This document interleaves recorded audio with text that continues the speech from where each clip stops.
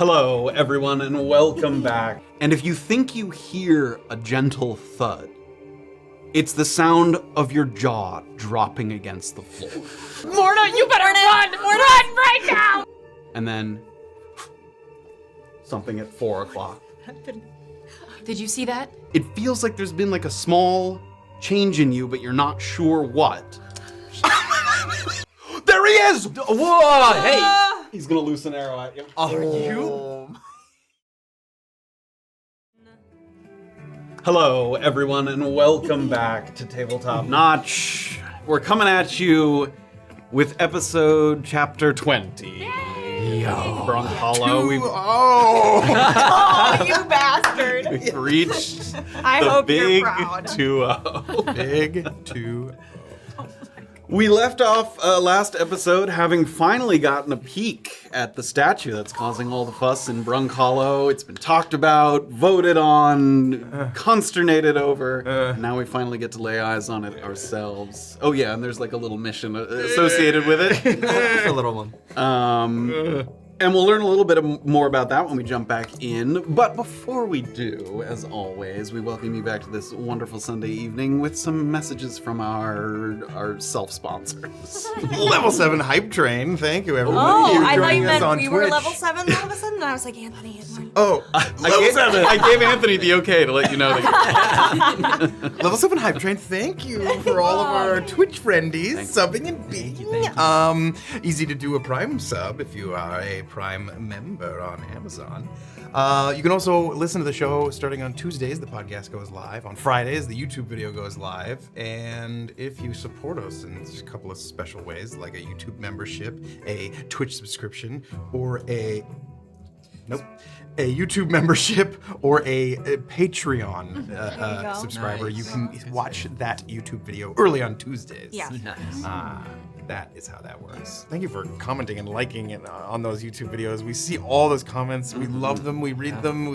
Thank you. Subscribe, tell your friends. If you like talking to Jordan, that's the best way to do it. It is. She's always on the comments. She is. Jordan. Speaking of commenting and liking, oh, do we love your attention? And you can give it to us on a variety of platforms, from TikTok to Threads to Instagram to Facebook.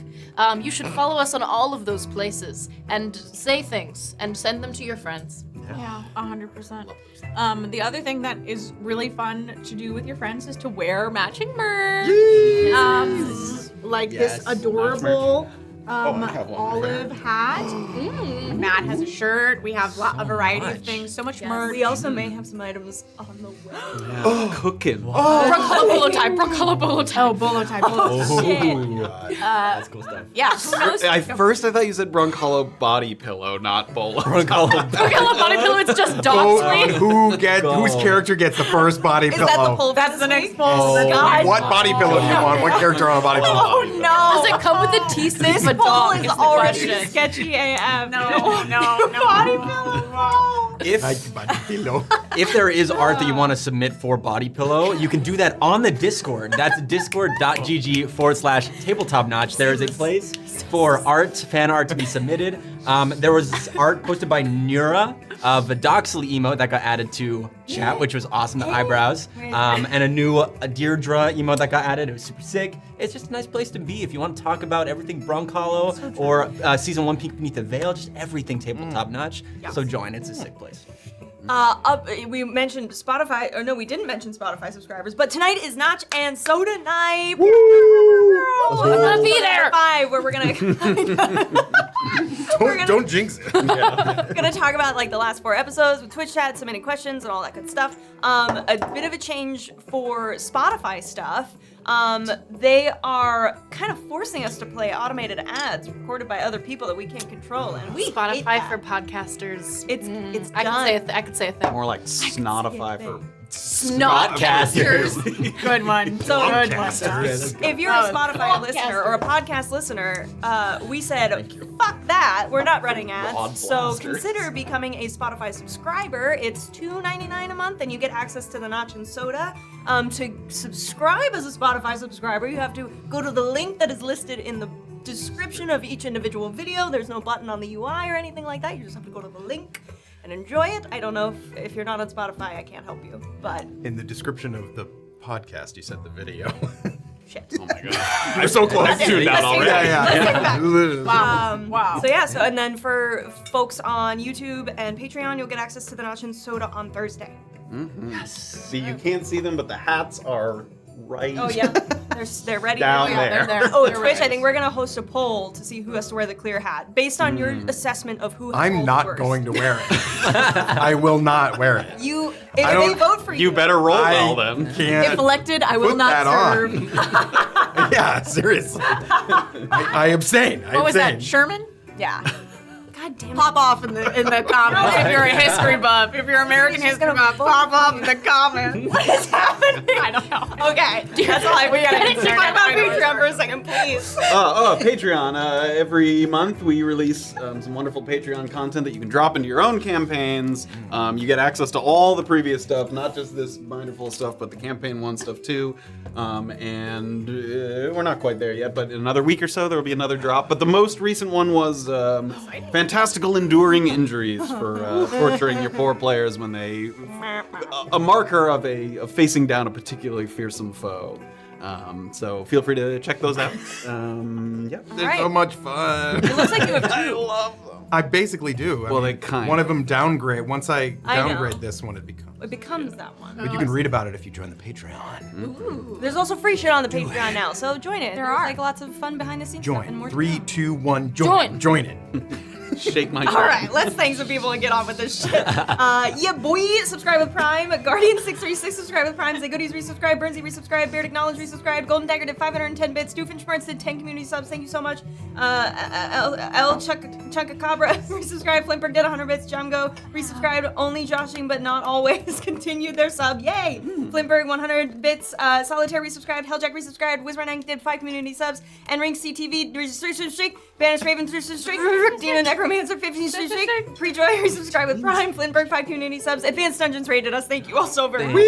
I'm sorry you keep rating us during the welcome videos. Oh, and we don't. if you're still here, hey. 911LS resubscribed. Flintberg gave out 10 community subs. Probably Brian resubscribed. Jay Brownie 1,000 bits. Adria 200 bits. Half Baked 139 resubscribed. GF Powers resubscribed. Dorotka did 100 bits. Detective Wiz resubscribed. Holy shit. Castaway Cactus community sub. Wizrank gifted a sub. Mary the Noob 5 community subs. Little Big Happy 183 subscribed. And then today Tree gave up 5 community subs. If you weren't just giving a sub, stay around for the end of the episode. Yes. Yeah. We have some incredibly generous sub gifters, so if you've been gifted a sub, stay, ask questions, hang out, and we'll chat about the previous 4 episodes as we do with Notch and Soda. I always like to listen to the names, obviously.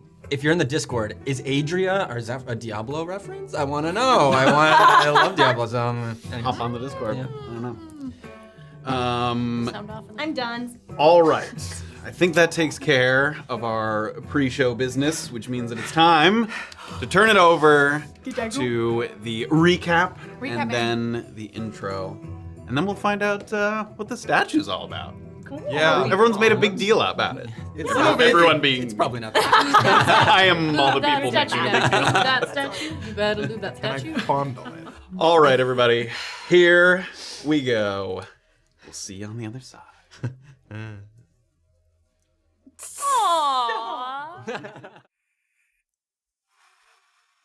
Oh. Previously, on Chapter 19, Going Down in History, the undead elves provided suppressing fire from the trees in support of the supposed Ramo Klein, who had his own arsenal of tricks, including thunderstone bolts that had the power to knock people clear off the platform. Oh. While his minions were fighting tooth and nail, Ramo's priorities lay elsewhere as he ran to rifle through Bruno's pockets for a particular key. Most of the group was content to go for the kill, but Illien insisted on having a moment to converse, which was a tall order once Ramo started showcasing the powerful magic at his fingertips. Oh. The mention of Yarpaya, however, was enough to loosen his tongue, and Illien got a glimpse into the past through Ramo's memories, though it nearly cost him his life. As he digested what he'd learned, the party forged forward to the dig site, where Bison was his usual cranky self. But he permitted the party to proceed into the mine, and finally they laid eyes on the mysterious statue for the first time. Was there anything Morna could glean that would preserve her reputation as an expert geologist? And how will the others react when TC whips out his jar of goop? Stick around and find out in Chapter 20 of Brunkhollow. I don't want that memory. It's too small.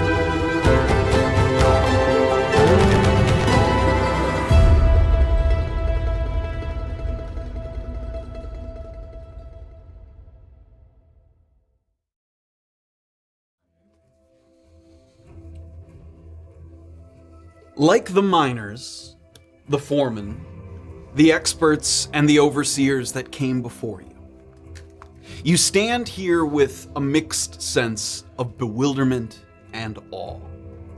The statue's former concealment doing the heavy lifting toward an atmosphere of mysticism, despite nothing about it giving off a tangible otherworldliness. Whatever electricity is in the air right now might be manufactured from within, though the mystery alone of its undetermined past is enough to stoke the embers of excitement. There's a narrow walkway around the perimeter of the room, and then another around the statue itself. 2 concentric rings that allow you to make a choice between viewing it up close or from a bit of a distance to get the bigger picture. It's not cleaned or polished, but you can see some rough brushstrokes from where they whisked away clods of dirt, and the result is a fairly unblemished sculpture, with the exception of the missing head. To give I showed this to the group already, but to give a little bit of a picture, I'm going to bring up these and swap over to this for a second. This is kind of what they're looking at here. And the black area is like walkable terrain. So you can walk around the perimeter of the room, has a little bit of a pathway, and then there's a narrow path to the middle where there's a platform, and then the statue's right in the middle of that platform. And all of that space in the middle has been dug out, presumably to see if there was anything else here in this chamber, to see if there was other statues, evidence of another building, some kind, anything that they could see. So that's all. It's not empty. You could fall down there and get hurt, but it's not just an endless pit. There's a rock there. Is it also pretty echoey in here? It has a little bit. The room isn't enormous, but it's a little echoey in here, yeah. Okay. Before anybody can start playing detective, however, you hear some footsteps behind you. And you turn to see a grubby little gnome with layers of shirts and jackets packed very tight, so it kind of makes him walk with a stiff, kind of puffed up gait. He and Bruno exchange kind of a neighborly wave, and then he uses a rag to wipe grime from his hands before extending a handshake to the rest of you. He kind of goes from person to person, extending his hand. Foreman Hitch, but just Stewart's fine. Sorry I'm late. I was doing one last sweep for any tools or equipment left behind before we officially retire these digs. Stewart's team was the one in the rotation when they found it. I'm a lot better at plotting where the stone goes next, not so much thinking about where it came from. But I can try and answer any questions you have. We came at it from the side, digging sort of a tunnel southish. First thing we saw was the knees, a bit of the hem from the robe. We almost blew right through it. As you can see, the stone's a bit of a different color than the surrounding rubble. Kept it slow and steady after that, just dug out all around it. Some of the men thought we'd hit the mother lode, some kind of civilization we were about to dig up, full of riches and rarities, but not here nor anywhere else did we find anything of the kind. Couldn't locate the head neither, no idea where that ended up. No trace. No trace of what, sir? The head. No, at least not. I mean, you can see we dug out pretty good and we didn't find anything. Did you make any other dig sites in the area? I see that you circled around it, but anything nearby within a few miles? I mean, there's plenty of earth to dig out that we haven't dug out, but there's shafts aplenty here. This is one of our biggest dig sites that we've got, and we didn't find anything but this statue down here. Right. Other than the mithril, which we took out already. Anything below here, the other parts of this dig site? You mean, are there levels below this? Yes. Yeah. And nothing down there? Anything directly below us? Nope. We've got a couple of shafts that run parallel to these ones up here if you go down further, and we didn't find anything. Very well. I'd like to go and have a closer look. Let's. Please. Yep. I'll be here if you need anything. Thank you, sir. As we're walking in your ear, all-star performance there, archaeologist. I'm concentrating. And I'll give you like a... As the four of you go to take a look, is everyone walking across that thing to get to the closer ring, or is anyone walking around the perimeter of the room? I am holding TC and escorting him closer, I guess. Allow Morna and I to get a closer look together.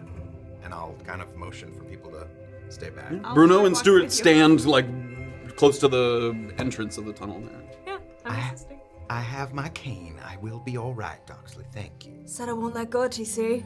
Let me go. Everything all right? Yes. I'm gonna just sort of plow ahead. I got no fucking clue what's going on with I'm this. going too. Across the little walkway there? Great, so the four of you start to walk. TC's cane kind of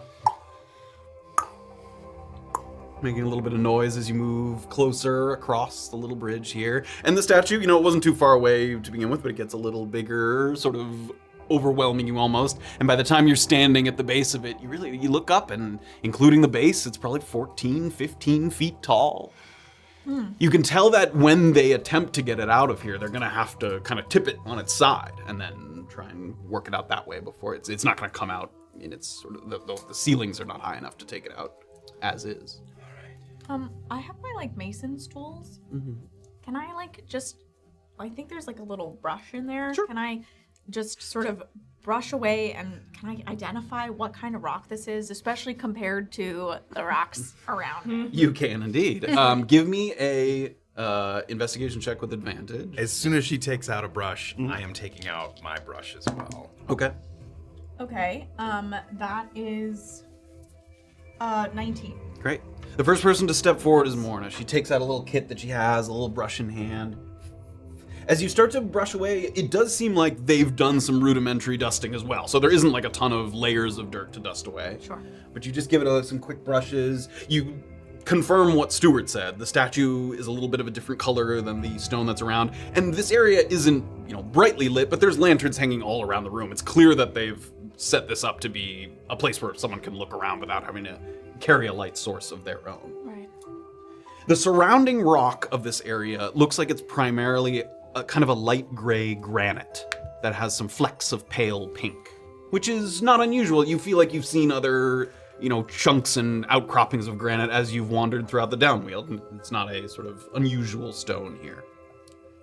In contrast, the statue is a much darker, kind of speckled shade of gray without the pink flecks. So it's very dark gray, not quite black, but darker gray, and it has little flecks of a whitish kind of color in it.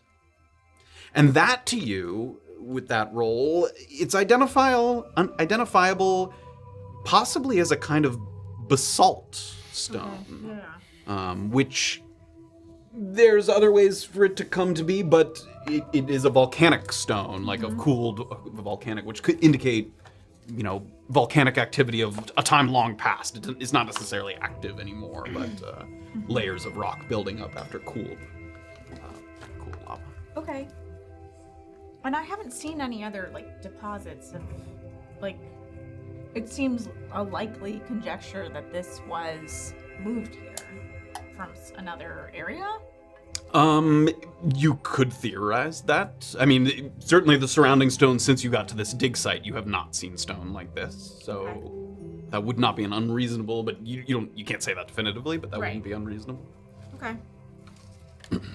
Does it look at all familiar to me based on my knowledge of the pagan church in my past? Give me a history check. Oh, that's not my strong suit. Okay, let's see. Drop. No.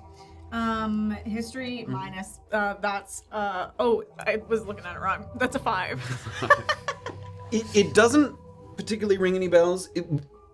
It definitely doesn't strike you as something that is related to any religious texts or anything of that kind that you remember. The quality of the stone, and it's a little difficult to make out in this kind of low light, it doesn't totally look like basalt that you've seen before. And there's basalt of different colors, types, striations in the stone.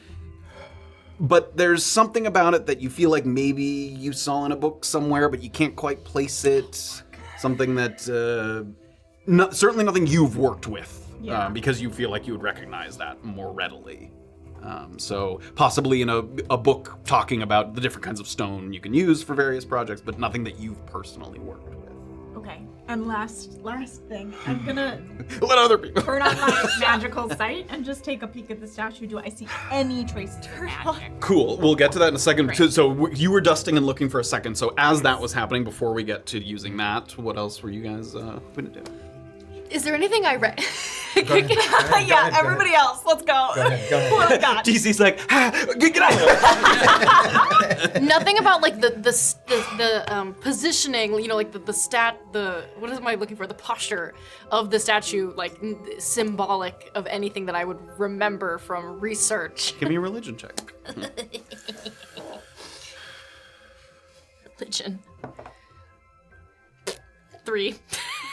Nothing other than the fact that the posture is not something that triggers a memory. The concept of like an offering is a very common religious sort of posture, like the idea of giving an offering or, holding out an offering to something. So it looks like that, but other than that, it doesn't seem like it's a specific mention or you can't remember any pictures, portraits, or statues where a famous religious figure was doing that exact posture. No, you can't recall anything of that kind. Okay. When Doxley's looking at the statue, does she see any markings on not the base of the statue, but where it's sitting, like drag marks or anything indicating that it was relocated to this spot? Do you know what I mean? Yes. What do you at the base of the statue? You mean? Yeah, I guess anything indicating that the statue was created and then put in this spot. Okay, give me an investigation check. Why would you bury this thing? Who says it was buried? That's a 0. I mean, if it was, it seems to have been in here so long that any sign like that would be borderline impossible to discern. Like, it's been buried in here clearly a long time, so nothing like that. No obvious marks of movement. Bruno's with us, right? Him and Stuart they didn't walk up to that little inner. They're at the perimeter. Yeah, standing near. Yep. So they're like 20, 25 feet away from you guys. Mm-hmm. I'm gonna kind of head back towards them. Slow saunter. TC. First, same kind of question. Portraits, statues, trinkets, anything in the church. Give me a religion. Does it fucking look like anything? Religion. 12. Yeah, nothing that rings a bell. Nothing that, and I would say, even though you're having a hard time recalling, you would recall. Like, there's a number of portraits hanging in locations that are familiar to you. Famous portraits, in Paran of some famous historical figures and religious figures. None of them look like that you can remember, that are wearing that outfit or in that particular pose. All right. As she's been, I'll kind of work opposite of Morna. I've got my little brush and I'll do my little and obviously seems like it's been moved here. Yes, not cut from the rock itself. It was already here, yes? I mean, it's made of a volcanic rock. Yes, I agree. Exactly. Mr. Welker, I did not know that you were an archaeologist. This is nothing you mentioned in the wagon over. Even got his little props and everything.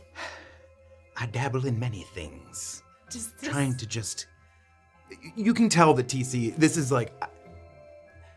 trying to help the heirs of professionalism around this. got it. Yes. Well, okay. It's I go back to a little bit of the. You can see that when you guys are using your brushes, they don't stop you, but Bruno and Stuart definitely, they just seem to be trying to make sure you're not like tampering with it or like breaking off a piece of it or something. Like you can see they're just kind of making sure you're not, about to do something damaging to the statue, keeping a careful eye on you. It's made of a rock called basalt. It's not easily workable. It's quite difficult to carve, actually. It's often used in insulation, quite lightweight. This isn't a kind of basalt that I've ever worked on before. I don't recognize it. Does it seem well carved, being that it's such a difficult material? I mean, it seems exceptionally well carved, even if it was an easy material to work on. The detailing on it's quite fine. I mean, it's not an overly complicated piece, but like the fingers are well proportioned. There's folds on the fabric, of the robe that it's wearing.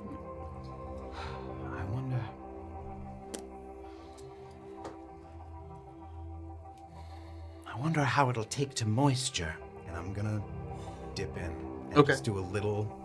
Right before that happens, Kayt has been walking back across the bridge, and as Stuart and Bruno are kind of watching them talk and inspect, they see you kind of coming back. Any first impressions? Who were the oldest known inhabitants of this area? I have no fucking clue. And the Clinkers, they also voted on what to do with the statue? Blinkers don't get a vote. That's what I thought. They've been trying to come get a look at the statue for a while, but so far Bison has said no. That's caused some friction between us. Fascinating. I'm gonna take a loop around the... Sure, around the sort of larger perimeter there. Great. So now that sort of finishes and the two of them kind of watch, you reach into your bag there. Hey! Do you need something? No, I'm just performing some tests, if you don't mind. Well, I might mind. Bison said to keep an eye. Well, observe. And I'm just, again, it's just the tip of it. It's only a little bit of it, but I am gonna reach in and just go back with the brush like I was. So you dipped your brush into something? Yep, the same thing that, yeah. The moment you do that, they start to take a couple steps forward. What is that? What is that you've got there? Hey, I want to see how it takes to moisture. You're going to take this out into the elements, are you not? Are you telling me that that's water? It looks too thick for water. It's just a bit of... Honestly, it's usually used as a moisturizer. It was what I had. It's innocuous. Make a deception check. Moisturizer. 21. Just a little bit. As this is happening, can I turn on my magical sight, look at the brush and the statue? Sure, you may indeed. So that conversation is happening here, a little bit of back and forth. He relaxes a little bit, sort of believing that it's some kind of moisturizer or, moisture testing, equipment or device or whatever. As this is happening, Morna's sort of standing there by the statue, making sure that she could see TC kind of in her periphery there. She closes her eyes ever so briefly. And it's not often that you've dipped into this well of magical awareness since your discovery of the ability. But more so than any time before, when you close your eyes, now you feel kind of a flutter, of a nervous anticipation. Yeah. In that very brief moment when your eyelids are drawn, it's like 1,000 thoughts go through your head at once. But the one that comes through the loudest and the clearest is the possibility that you may learn something about this statue that nobody else knows. When you open your eyes, you may simply see something that no one else does. Yeah. And it will have nothing to do with your masonry background or geological studies. It will be purely having to do with this thing that is afflicting you. You wonder, do I want to have that knowledge? You wonder if you have it, who you would tell, and if you wanted to tell someone, would you be able to explain how such an epiphany came to you? Ooh. Oh my God. Maybe you think you could just keep your eyes closed forever. Please do. There's comfort in that. But then again, you didn't come to Brunkhollow to be comfortable. Oh. With a quick, determined, exhalation, as if to kind of force the issue, your eyes spring open. And if you think you hear a gentle thud, it's the sound of your jaw dropping against the floor. The vibrancy and the intensity of the magic is so overwhelming that it causes tears to well up in your eyes. A staggering, spellbinding display of these staccato colors moving both separately and as one, like you're watching a ballet through a kaleidoscope. Even for those who shy from the arcane, it's emotional. Something that if you saw it on the outside, it would surely be followed by the cleansing presence of a cleric. Yet here, it just hovers in humble tranquility. It comes on so strong and all at once that there's a beat before you realize that the only part of this room not exuding magic is the statue. What the? The walls, the ceiling, even the floor beneath your feet is positively pulsing with abjuristic energy. So much so that the sculpture almost becomes the backdrop, the control group. Looking to the closest surfaces, which for you right now is kind of the rock beneath your feet, it doesn't seem like the magic comes from the rocks themselves. It doesn't seem like the rock is magic. The essence within the stone shimmies kind of intermittently, like how you know that a squirrel is moving between tree branches just because you see leaves shake. There are creatures within the rock using magic to obscure themselves. Tiny, silent, and in great number. They're like moving throughout the rock, like little globules of magic beneath your feet, all around the room. So it's like overwhelmed. The colors just come on you all at once, and you actually find yourself looking at the statue just to kind of block out the overwhelming amount of like sensory overload that's happening in the room right now. If you wanted to take a peek over at TC and what he has, the stuff in his in his jar and on the brush, it's not magical. It seems to be a mundane. That doesn't mean it couldn't have effects, but it's not an innately magical substance that he seems to have in his possession. Sorry, so abjuration magic is Usually protective magic. And do the creatures look at all familiar to me, or is So it you just... can't see the creatures. You can see that you're thinking that they're creatures simply because there's like blobs of magic, because you can see the auras of magic, and they're kind of moving throughout the rock very slowly. So you can see some outlines of the rock and then the magic within, almost like if you have a chunk of amber or something, like fossilized amber, like if there was like an animal moving within it. So you can see that, but you can't see what the creature looks like because it's still within the rock. You can't quite see that. None of us know this. So many questions. Nobody knows anything. Yeah, we're just like. Give me a perception check as well. Okay. That is 11. 11. The only thing that you notice, as it's a little hard to kind of focus on anything in particular with the sensory overload, you look around and those little globules of magic that are in the rock kind of shifting, moving slowly. Another place where you don't see them besides the statue is right beneath the feet of Bruno and Stuart. Like you saw one take a step towards TC, like to stop him from doing whatever he was doing, and there's like a little circle of dark where there's no magic right beneath their feet. And when he takes a step forward, whatever little bit of magic was in the stone, like moves away from him. It's moving away from the two of them specifically. Just the two of them? Just the two of them. But not from me or my companions. No. What is wrong with this? Guys, Morna, you better run! Run right now! Morna's brain is Morna goes, It's just a bit of moisture. the least equipped for any of Oh this. my God. My brain hurts. I can do it. What the actual? All right, forget it all, Anthony.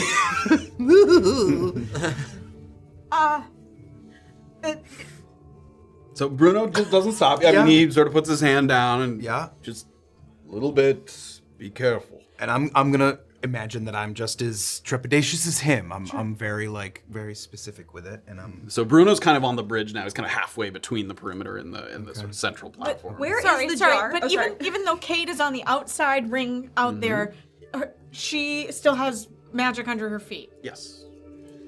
Can I see Morna having a panic attack after she looks at me? She's not having a panic attack. She does look a little overwhelmed, but also Morna's a little bit weird. Yeah, she's always going through something. Yeah, I mean, she could just be sort of taking in.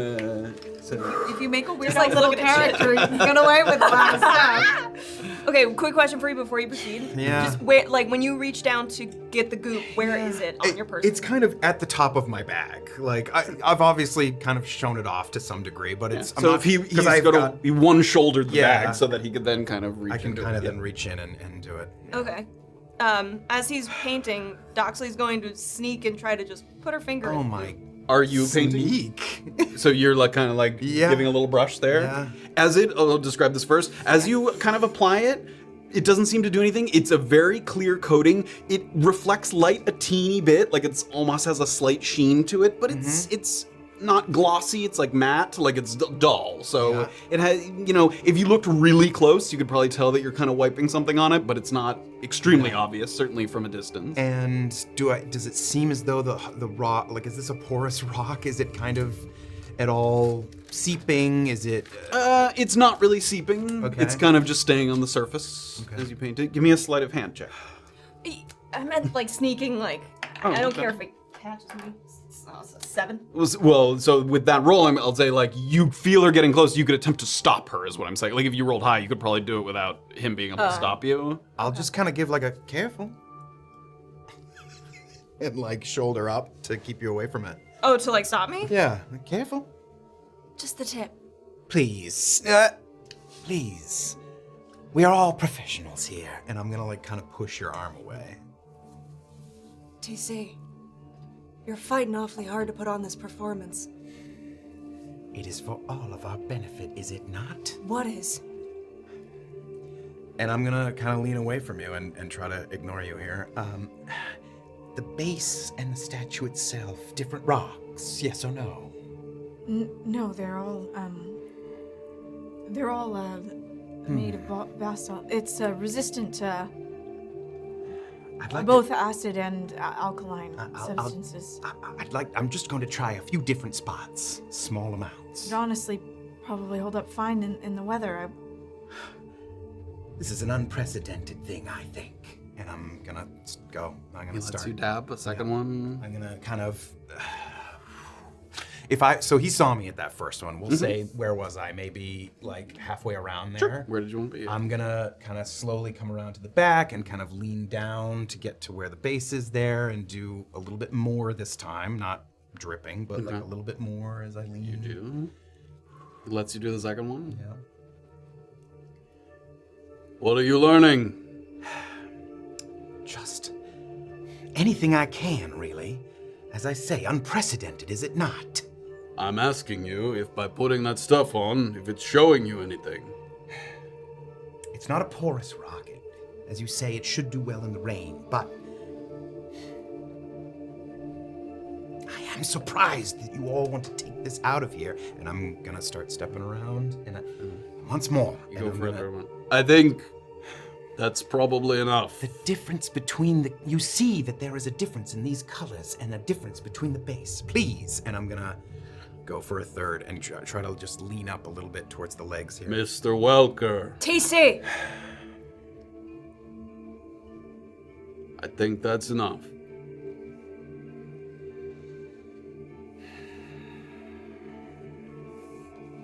And I'm just gonna start like circling it again and looking closely at it. Morna's gonna walk away. She doesn't give a fuck about whatever is happening now. She's gonna walk up to Bruno and Stuart and say, were any of your men... Were there a lot of accidents that took place here? Accidents in what sense? Well, your usual... Obviously, it's dangerous work, but... Was there more at this location than others? Men falling, hurting themselves? Maybe a little bit, but It's probably just because of the size. Like I said, this is one of our bigger operations. Sure.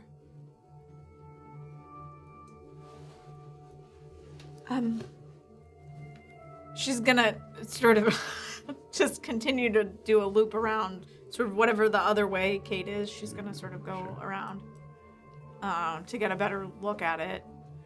The sight is off at this point. She's just like kind of trying to figure out how she's gonna explain what the fuck happened. If you don't need me anymore, I wouldn't mind going back to collecting my tools. Thank you. One more thing. Is there any before you come to the mine? Do you put any? Is there anything that you require of all your men to ingest for safety, or to put on their clothes? I know this sounds odd. We take some safety precautions, but I don't know if I know what you're getting at. Do you wash with anything that has anti-arcane effects or something?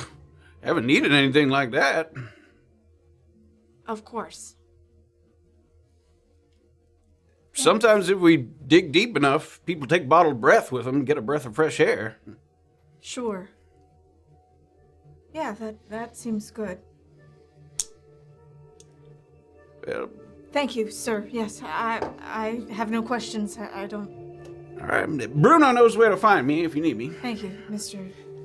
He takes a couple steps kind of around the exterior perimeter, and there's like 4 or 5 pickaxes that are lining up against the wall there that seem like they've been left here by miners past. And as he was saying, he seems to be like he's going from room to room, like gathering up any old tools or things so that everything can be moved out of this mine. He goes over and he grabs kind of clink, clink, clink handle. You were saying that your vision lasts for a minute, doesn't it? 6 seconds around. Oh, just 1 round? Okay, great. He grabs like the tools there. Oh, that you bastard, man. And he picks up all the pickaxes, kind of gives a, like I said, let me know. And he heads out of the room there. He was now the it's one just that told me to stop. No, Bruno wasn't. no. Bruno was the one who was telling you to stop. Yep, and he's still.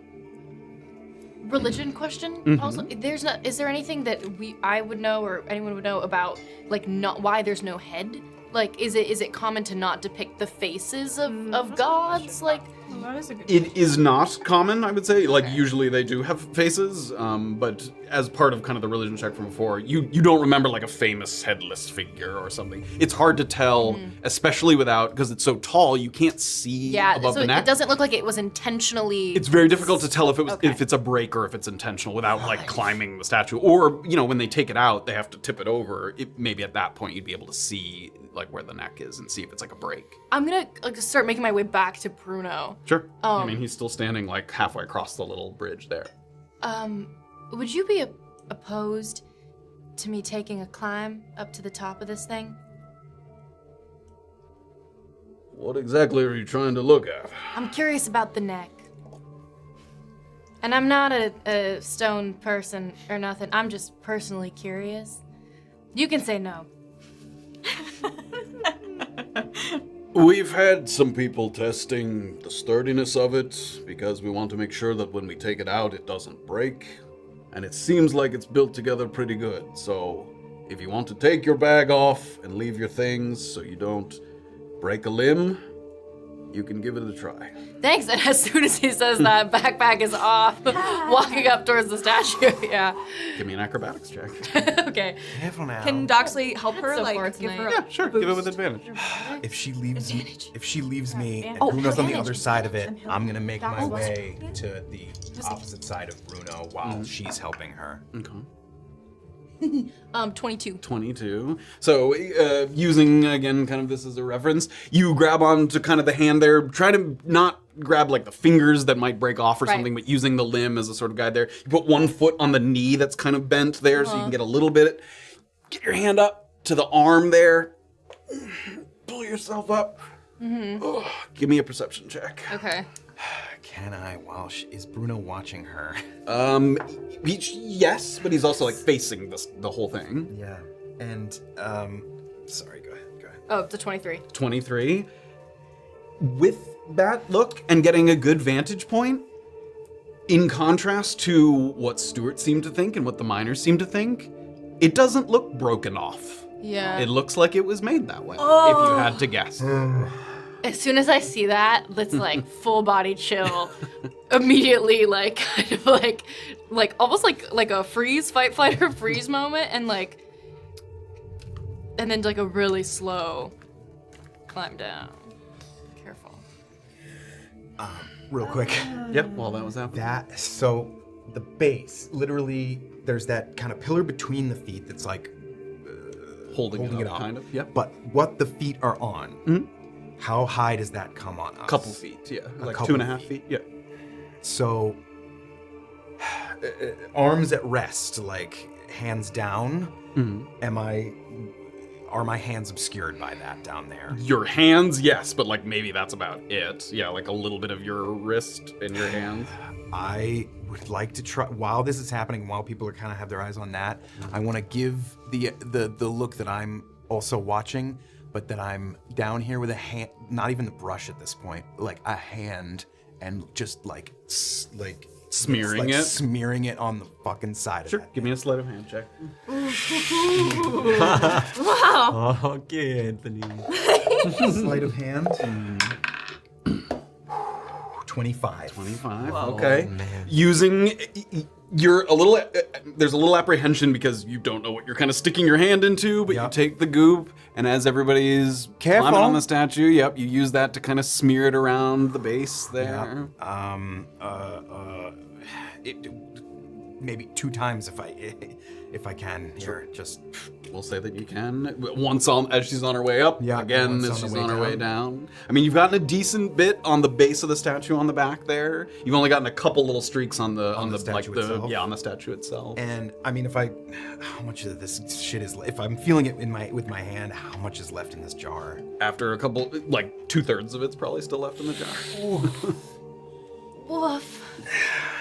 As I am helping Kayt, like go up and down the statue, having seen where he put like the first couple of brush strokes, can I dip my fingers like discreetly while helping Kayt and like try to? Where it is on the statue? Yeah. You go out to touch it, and it's dry already. It dries like very quickly. Can I smell it? Sure. There's no odor at all. Get out of here with that shit. As I loop around and see everything, she's just kind of thinking to herself. She's gonna actually, something's going to occur to her, and she's gonna hurry back, kind of thing. She's gonna do the loop, pretending sort of to be like, oh yeah, I'm totally thinking about the statue and all the shit I know about the statue. She'll go back, she'll, excuse herself past Bruno and walk up to Doxley after she's done a full loop. Sure. Doxley's you're still on the middle platform. Yeah. Yeah. So you didn't walk by Bruno. No. Oh, but I was doing a whole loop around the statue. Oh, around and the I wanted to come exterior back. perimeter? Yeah. Yes. Yeah. Yes. you So I can do a full loop, and Sure. then I come back to the statue, and I'm gonna go up to Dox as she's sort of watching. Doxley, can I have that bracer? Yeah.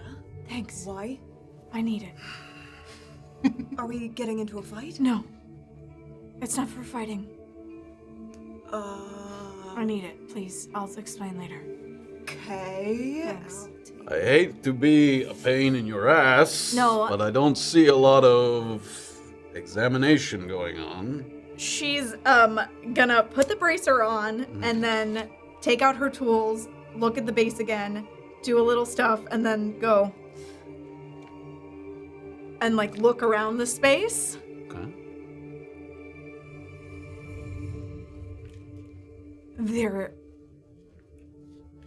There is powerful arcane energy in this room. We should leave immediately. Give me a performance check. Oh, Can I back her up on that though? And be like, as soon as I touch down from climbing, and be like, I think we should go. Sure. ooh! -1, but still an 18. 18. Oh my god, the stage The worked! stage. If the stage worked. What did you... All right, come on. What did you see? There's swirling. This is an item that we found, a magical item, and it helps us identify things.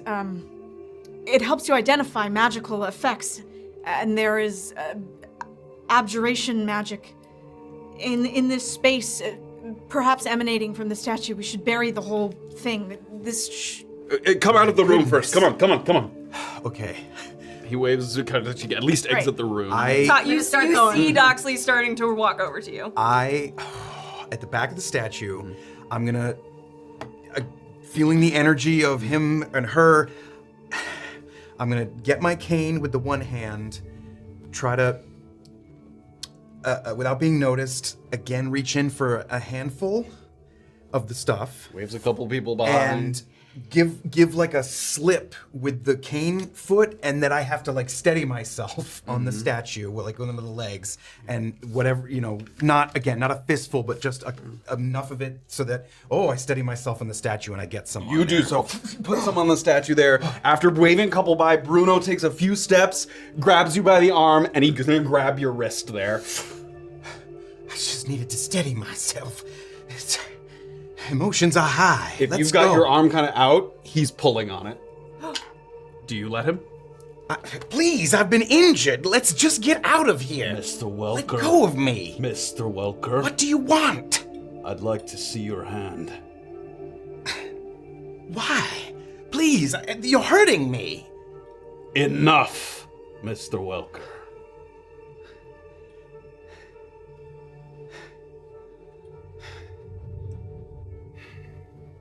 He holds up TZ's hand. Yeah. Is this where it's coming from? This shit on his hands. What are you talking about? No. Make a persuasion check. Oh boy. Persuasion is 15. Please, and I'll try to He doesn't let go. I don't know what that is. But it is not emanating any magic. Testing how it takes to moisture, I told you. Give me the jar. I need a hand to do so. He lets go of your cane hand. Use the other one.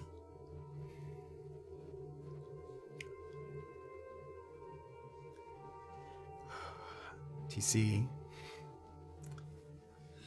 is going to reach with the right hand, and just as he gets it, however it hurts, put his full weight on his right foot and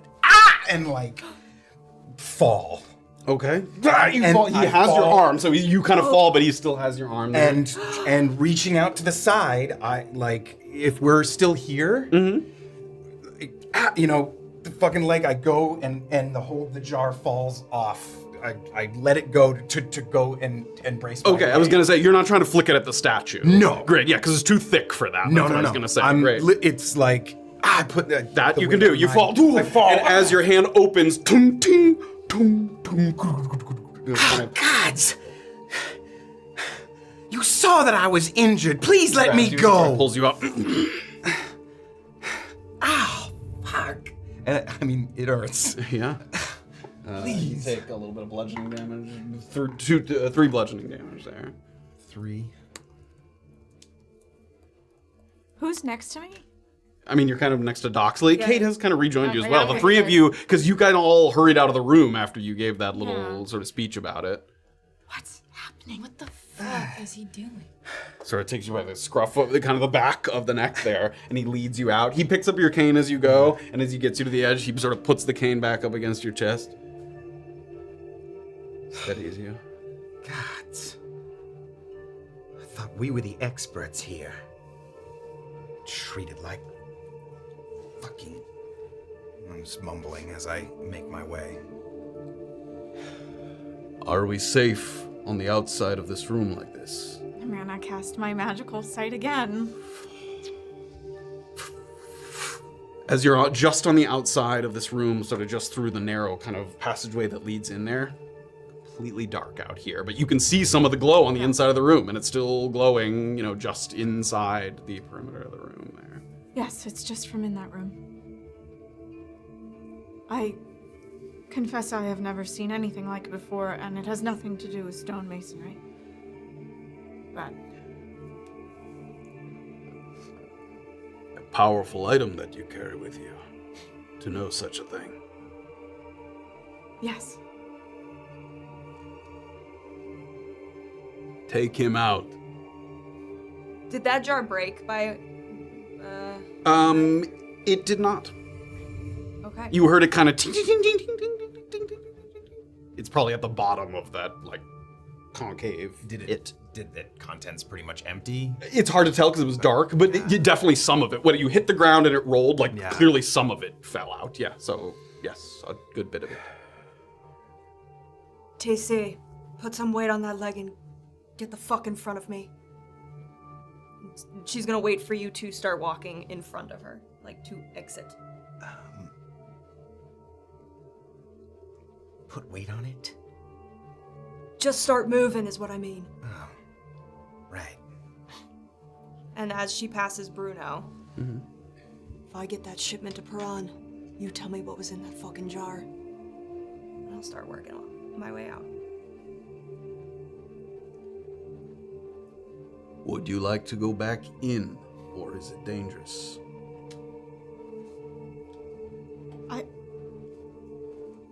I don't know. I don't know. Only that this place is new to everyone. The fact that the clerics are not. This isn't normal. I understand. What I'm asking you is, you have already said more about this place than anyone who stepped foot in here, and we've had quite a few. Oh, Jesus. Is there anything else you would be able to learn if I let you go back in there? I'll go with you. You can go with her. Okay, yes, I will see if I can learn anything else. I don't know. Does the item protect you? No.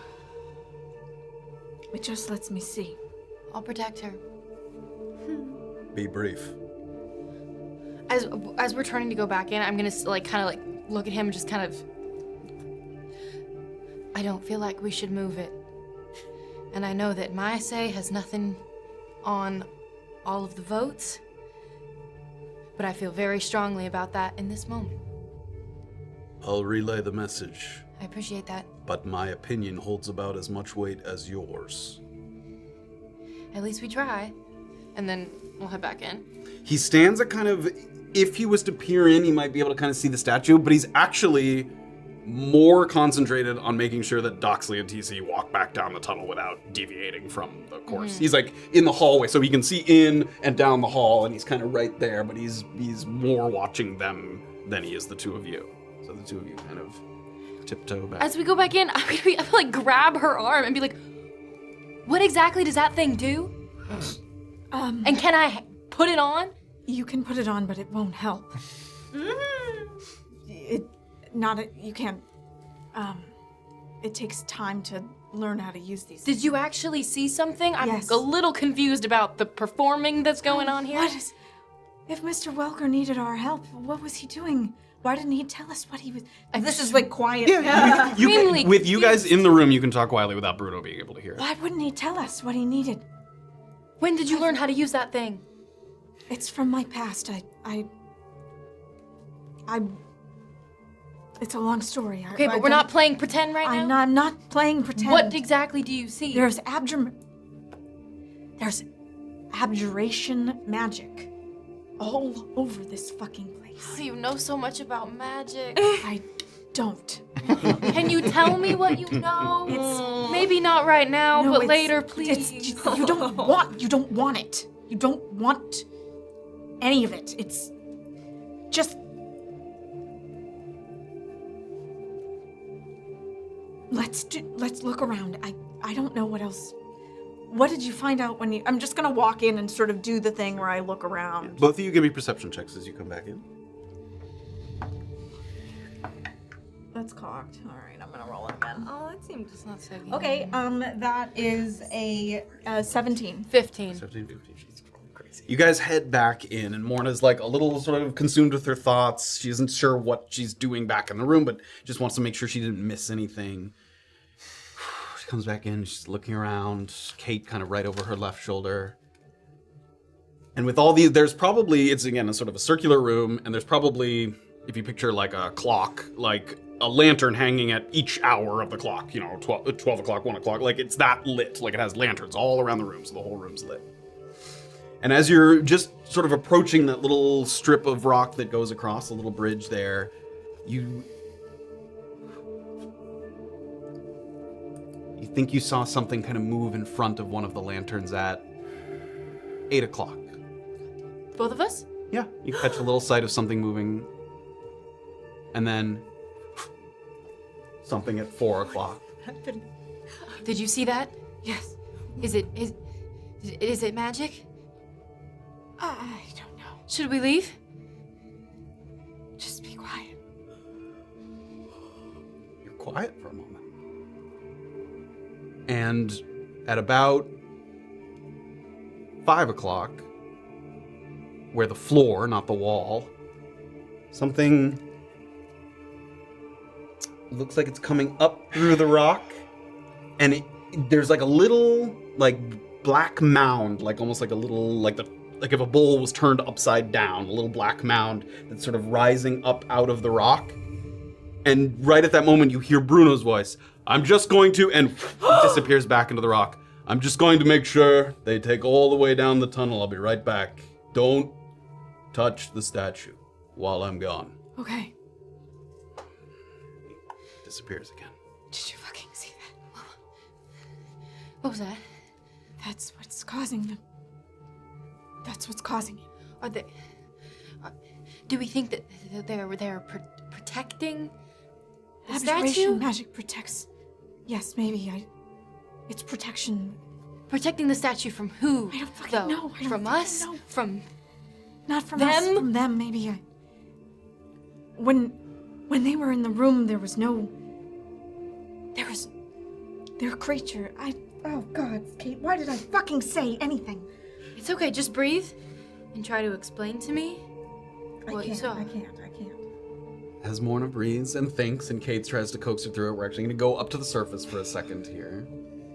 I don't want to. I don't want to play. Not anymore either. I quit, Matthew. I think we're gonna die down In here. part, because of the tidal wave of new information sort of sloshing around your head, that you don't quite feel the typical pangs of curiosity about what's happening below. You are curious, but you have a lot else on your mind in this particular moment.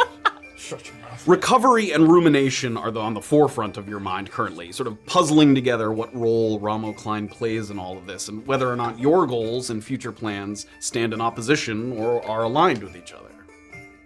Those incomplete glimpses into his past have worked up into a stress headache, like a searing stress headache. And it's like looking at page after page after page of an important test that you should know all the answers to, and you just are drawing a blank. Like it has that kind of like, I should know this, and yet I don't. I can't put it together. Activity up here at ground level is pretty minimal. It seems like they're satisfied with the placement and stability of the treadwheel crane.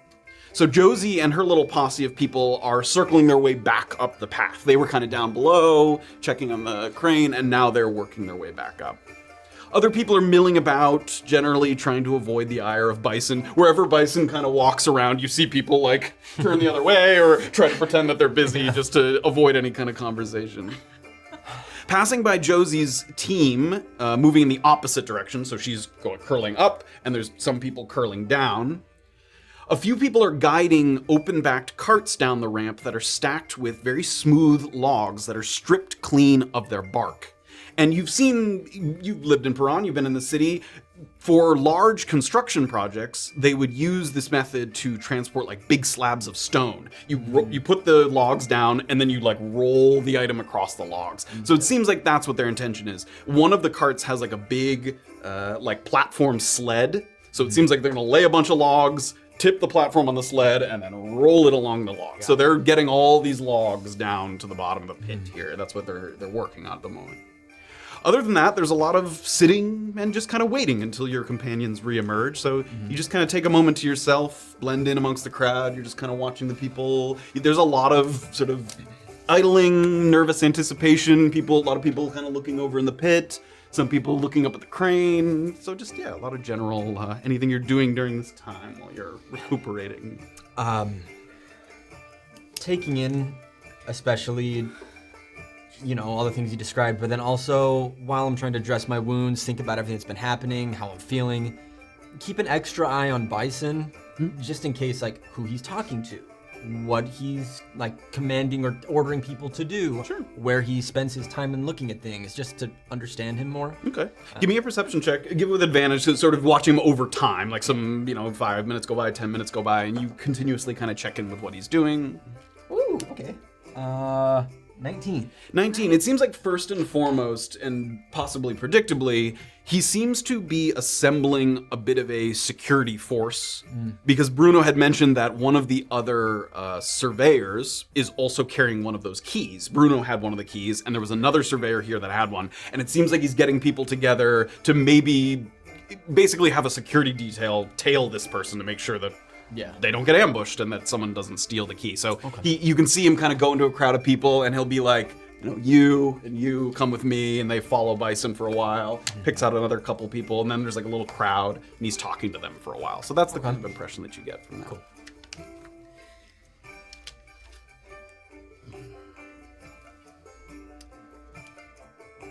I don't think I'm gonna do anything with that information. I'm just gonna sit and think and continue to watch, but just more having gauged that dress wounds and things like that.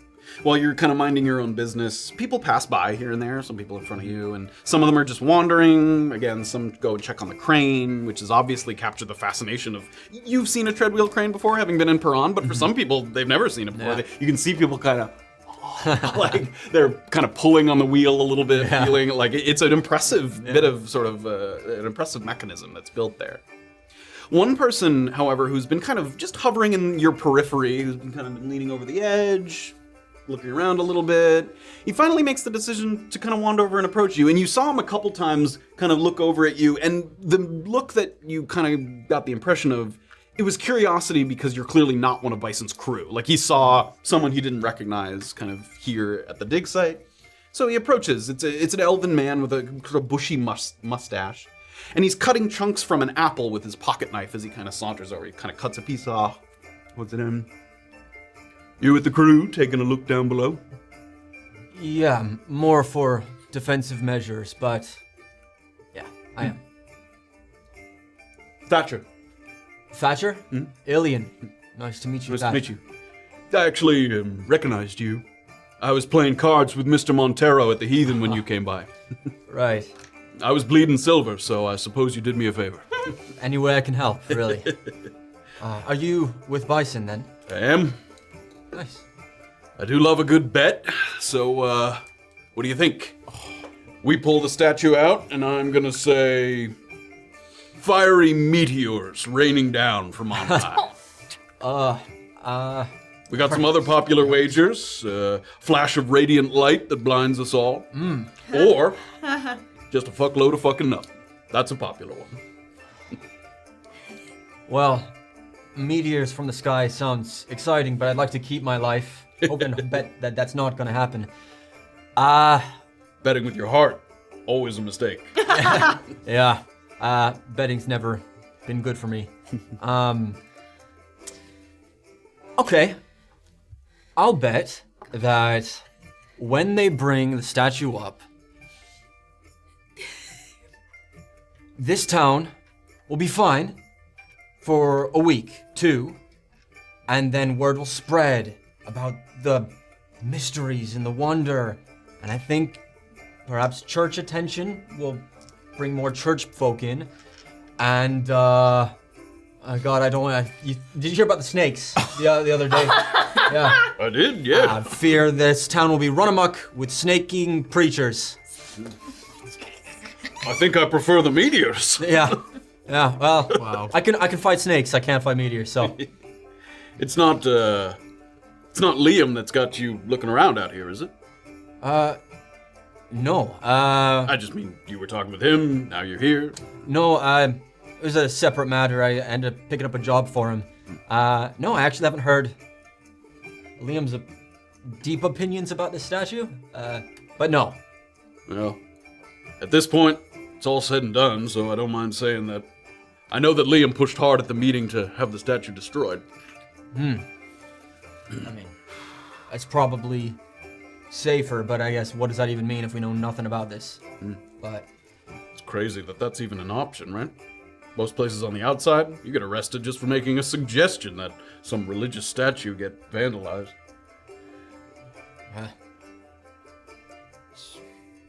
this Bison, he didn't want to destroy it. Bison abstained from the vote, from what I understand. I see. He was the one that found it. He made his opinion known, that he'd rather leave it there. But he understood that perhaps his opinion was colored somewhat by being the one who saw it up close. See. Well, I guess time will tell. It's only a couple hours away from Doomsday. I have to believe that Bison thinks nothing's gonna happen, otherwise he would have fought harder one way or the other.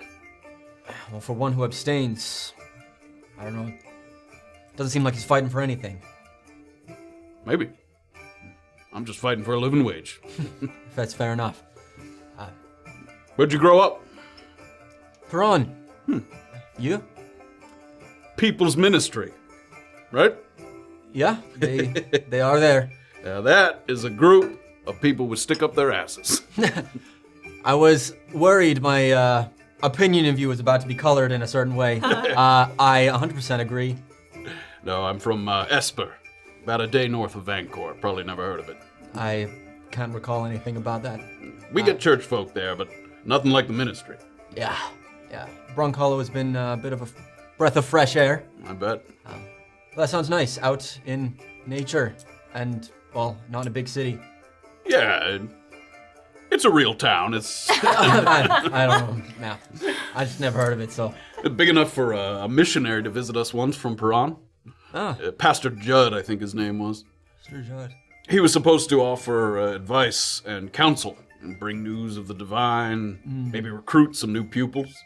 But when he got to Esper, he ended up spending the entire time just whinging and hollering about all he was doing wrong. Service was done in the wrong order. Church was built in the wrong shape. Hymns were sung with the wrong melody. All that stickling. All that what's proper, what's not. Yet the ministry still won't move the prison out of this blasphemous hellhole. Apparently, heaping piles of money is one of the gods too. And the warden is its cleric. The gods do seem a shallow sort if I would fit them in their visage. Give me one more perception check. Ooh. It's a nat one. Jesus. Conversation kind of continues. You can tell there's a couple like stops and starts and lulls. He doesn't seem to be getting at anything in particular. Yeah. He's just kind of passing some time. He's trying to just sort of wait until the big event happens. There's been a lot of sort of build up to this moment, and he's kind of just trying to. The others. Piran too? The ones I traveled with. My sister, yeah. The others.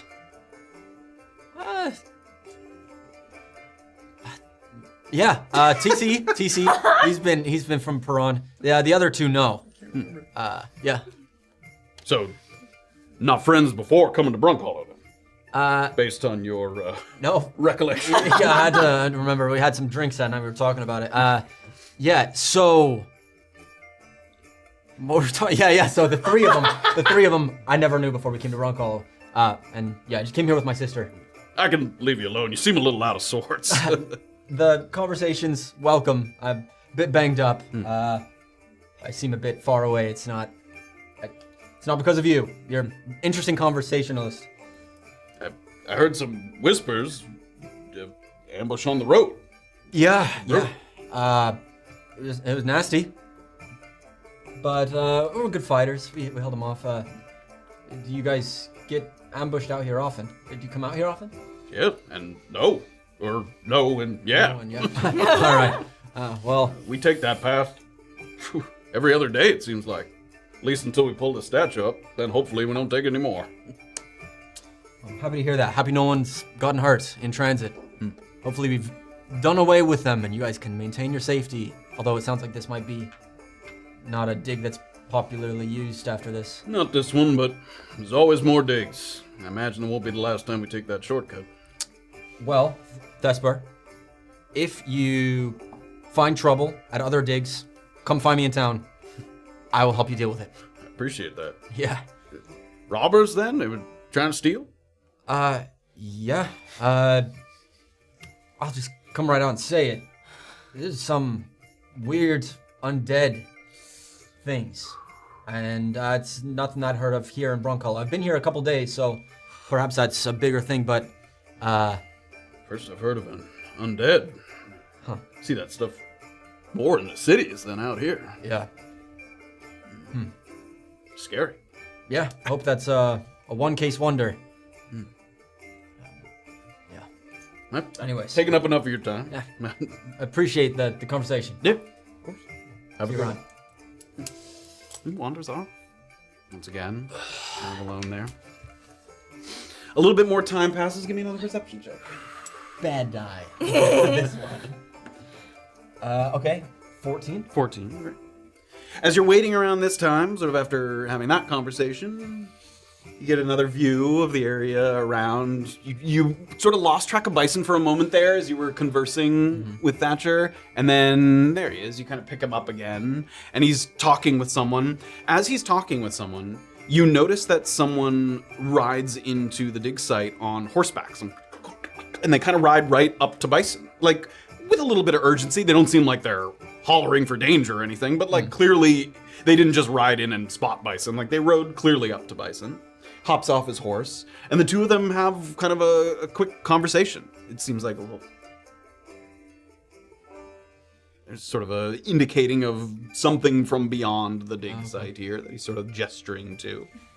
And then that man, Bison sort of acknowledges him and then points off. Bison seems to direct him to start taking the place of what he was just doing, which was sort of rounding up some people as a sort of security detail. And you see Bison think for a moment. He walks like right over to the edge of the pit. He sort of looks down into the pit. You can see him kind of thinking. The horseman, 2 questions. Yep. Came from the direction away from the dig site. Yes, he kind of came from the west. Okay. Yeah. And how was he dressed? Similar to some of the guys. Yeah, kind of similar, more similar to Bruno in the sense that he's wearing like laboring attire, but a little upscale. Like he stands out among the sort of regular laborers, so a figure of slight more importance than perhaps than your average person. So you can see that. You see Bison kind of thinking there. How far is Bison from me? 40, 50 feet. Who's in striking distance? What is my range? 20, 60. Throw that yickle, baby. Yickle his ass right over the ledge. As you're waiting there, you make eye contact with him. Wave at him. Roll for dumbass. Roll for dumbass. Stuffs his hands in his pockets and he kind of waddles in your direction. Ew. Hey. You speak that bubbling gibberish that all the sea elves know, yeah? What's it called? Yeah. That'd be, you got it on the head. Bubbling gibberish, that's what it's called, yeah. Yeah, it's got a name, but I can't remember it. Now, as much as I enjoy providing you with a place to sit and do fucking nothing, I need you to go garble a bit, if you don't mind. Gobble? To another sea elf. To the southwest, there's a bit of a stretch where some of my men have been panning for gold in a stream. It's a good spot, keeps them happy when they're off duty. But I guess some crocs have wandered in, and now everybody's upset that they can't catch their fucking flakes. Now, normally this is where I would say, it's not my fucking problem, figure it out. But since I've got you here, and you owe me, why don't you play the hero without having to lift a sword? remind me, why is it that I owe you? Well, the healing for my idiot nephew's ankles came out of my pocket, not yours. Also, when your sister and her friend, who's as expressionless as the fucking rocks she studies, inevitably come back with nothing new to report, I will be slightly less in the mood for tossing people into pits if you've done this. I see. Call it a favor in advance. A favor in advance sounds better than I owe you, because I'd say the damage your nephew didn't even cover what we got paid. Well, but that was the mission, wasn't it, yeah? it was. Glad we got that cleared up. Now, I'd be happy to do a favor for you, if you had something to heal me up as I was protecting your man on the way here. I'm not any use to anyone out there. But if you have something to heal me up, I'd be happy to. Well, I don't have anything for you, but like I said, all I want you to do is go blub blub blub to the crocs and get them to fuck off. I'm gonna have to pass on that, Bison. I'm a little too banged up from our journey here, and I need to make sure I get my companions home safely. Fair enough. He turns, stops, and he turns back. And he gets within like 4 or 5 inches of your face. How banged up do you think you're going to be if I toss you into that fucking pit? I would say slightly more than I am now. And how banged up do you think your sister's gonna be when I collapse that fucking tunnel on top of fucking head? And how quickly do you want your head severed from your body for doing that? He looks around.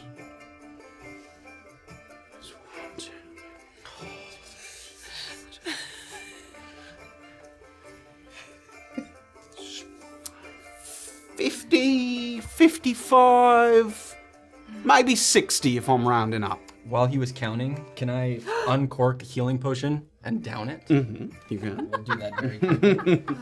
You owe me 60 fucking gold. I am so sorry for that. This is exactly oh, what we told action, us not right? to do. Yeah, you can take a Don't whole leave action him to drink it. alone. Okay, great. Why did we let him be? We said, don't get tossed in. You said that to him. You told him. Oh, look at that! You look better already. I'm feeling good. I'm feeling a little better. Sorry, I forgot. We were at the part where I explained that while I framed it as a favor, I'm actually not asking, am I?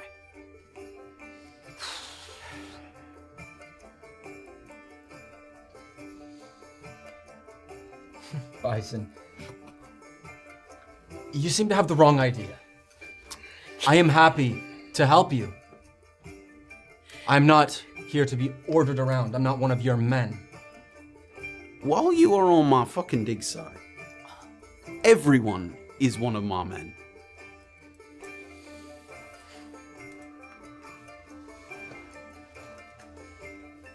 How far are these crocs? Couldn't be 10 minutes less. Bison, as a favor to you, I'll go talk to these crocs. You ever put my sister's name in your fucking mouth again and wish her harm? You'll have another thing coming. Have a good day. Yeah, one more thing. Oh my god. Do you know what a Galeb door is? With my back to him. Sorry, doesn't ring a bell. It's like a boulder-looking fuck that likes to sit in the river, catching minerals and sediment. A while back, someone thought they saw one by the stream. Probably nonsense, but they do love their shiny things like metals. If you want to be extra safe, which I hope you are, you might want to doff your armor or at least cover it up with a fucking cloak. Not wise to dress up like Ham and walk through bear territory, you know what I'm saying?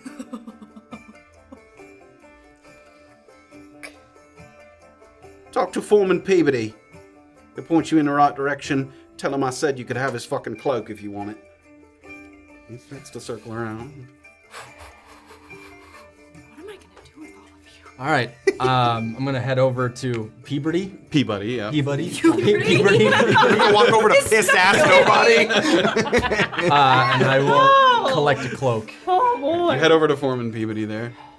Hey, you going to the river, right? Yeah, sounds like it. You just follow the usual road out. Less than 5 minutes, you'll start to see some trees off on your right that are marked with like 3 vertical lines carved into the trunk. You follow those, you'll be at the water in no time. Also, people make that walk all the time. You can see where the grass is tamped down. Can't miss it. Great. I need that cloak. Unfortunately, Bison said I need it to not get attention from things in the wilderness. He mentioned perhaps that Bring there. it back without holes, yeah. I will try. Things of Ursine nature might be out and about. Is that true? From here to there? Well, like bears. Yeah, like is that around here very much? Sometimes, but not by that river. Not that I've seen. Okay. And you don't happen to have, I came here with Bruno, and he had a couple of things you could throw, and it would drag attention of creatures. You don't happen to have any of that in case I need to help? Oh, you know what? I left all my shit for you in my other pants. Okay, great. Well, I hope to bring my cloak, your cloak, sorry, not mine, back unharmed. Thank you very much. Delicious. I'm gonna head off toward the river. You start to walk. That is where we're going to take a break. Matthew, we're trapped in that damn cave! So currently, we've kind of caught up in time a little bit. So just as Illien is leaving, that's when we're not Doxley and making TC it are out. walking down the mine shaft there toward back to the outside. Leave me And alone, Morna by the way. And Kayt are re-inspecting the interior of That's the last time chamber. you ever see Morna and Kayt. Oh yeah, Morna can't. Bye! Never seen The soot sprites are gonna eat us. But the gravitational pull of your ass is too strong. Off of my back. Doxley's like, Get out of my ass. Get in it. I need you out, please. No, my God. I like it. We're gonna take a little break. Thank you all so much for joining us. And when we come back, we'll see if we can inspect the statue and then maybe watch them haul it out of there, assuming you can do so. Such a terrible idea. That is a horrible idea. Who voted for that? Why did Bison not vote on that? That's fucked up. Yeah. Vote to let it stay. Why did that Chooch abstain? Remind me, there was 3 votes you could make. Yep. Destroy it, leave it, bring it out. Like, he could have just voted to keep it there. Yeah. It took me but 2 seconds being in there to feel like it needed to stay the fuck there. Right? It was always obvious. Without Morna saying, there's shit Oh in my here. God, Morna. To other people, they were like, it's kind of a big ass room. I don't fucking know. Okay. Yeah, the music definitely helped. I was like, the bomb! I was like, we gotta leave! Kate's like, I'm sorry, do you hear that? This is obviously The a haunted room. violins! The underscoring is intense. All right, everybody, enjoy the puzzles. We'll see you soon. We'll pick it right back up. Okay. Bye-bye. Think about becoming a YouTube member. If you do, you'll get access to moments like this. The idea that people, and I love you guys, I love your theories, but I gotta say, the idea that in the chat, everyone is like, TC's a good boy. He's being blackmailed. I'm like, no. Has it ever occurred to you that he's just a sneaky, bad little boy? He's a sneaky, bad boy. Talon's hat fell off. He agrees with me. I get all caps texts that's like, nobody knows like I do that you're a little freak. We can get you access to Notch and Soda, but not for free. You have to pay for it.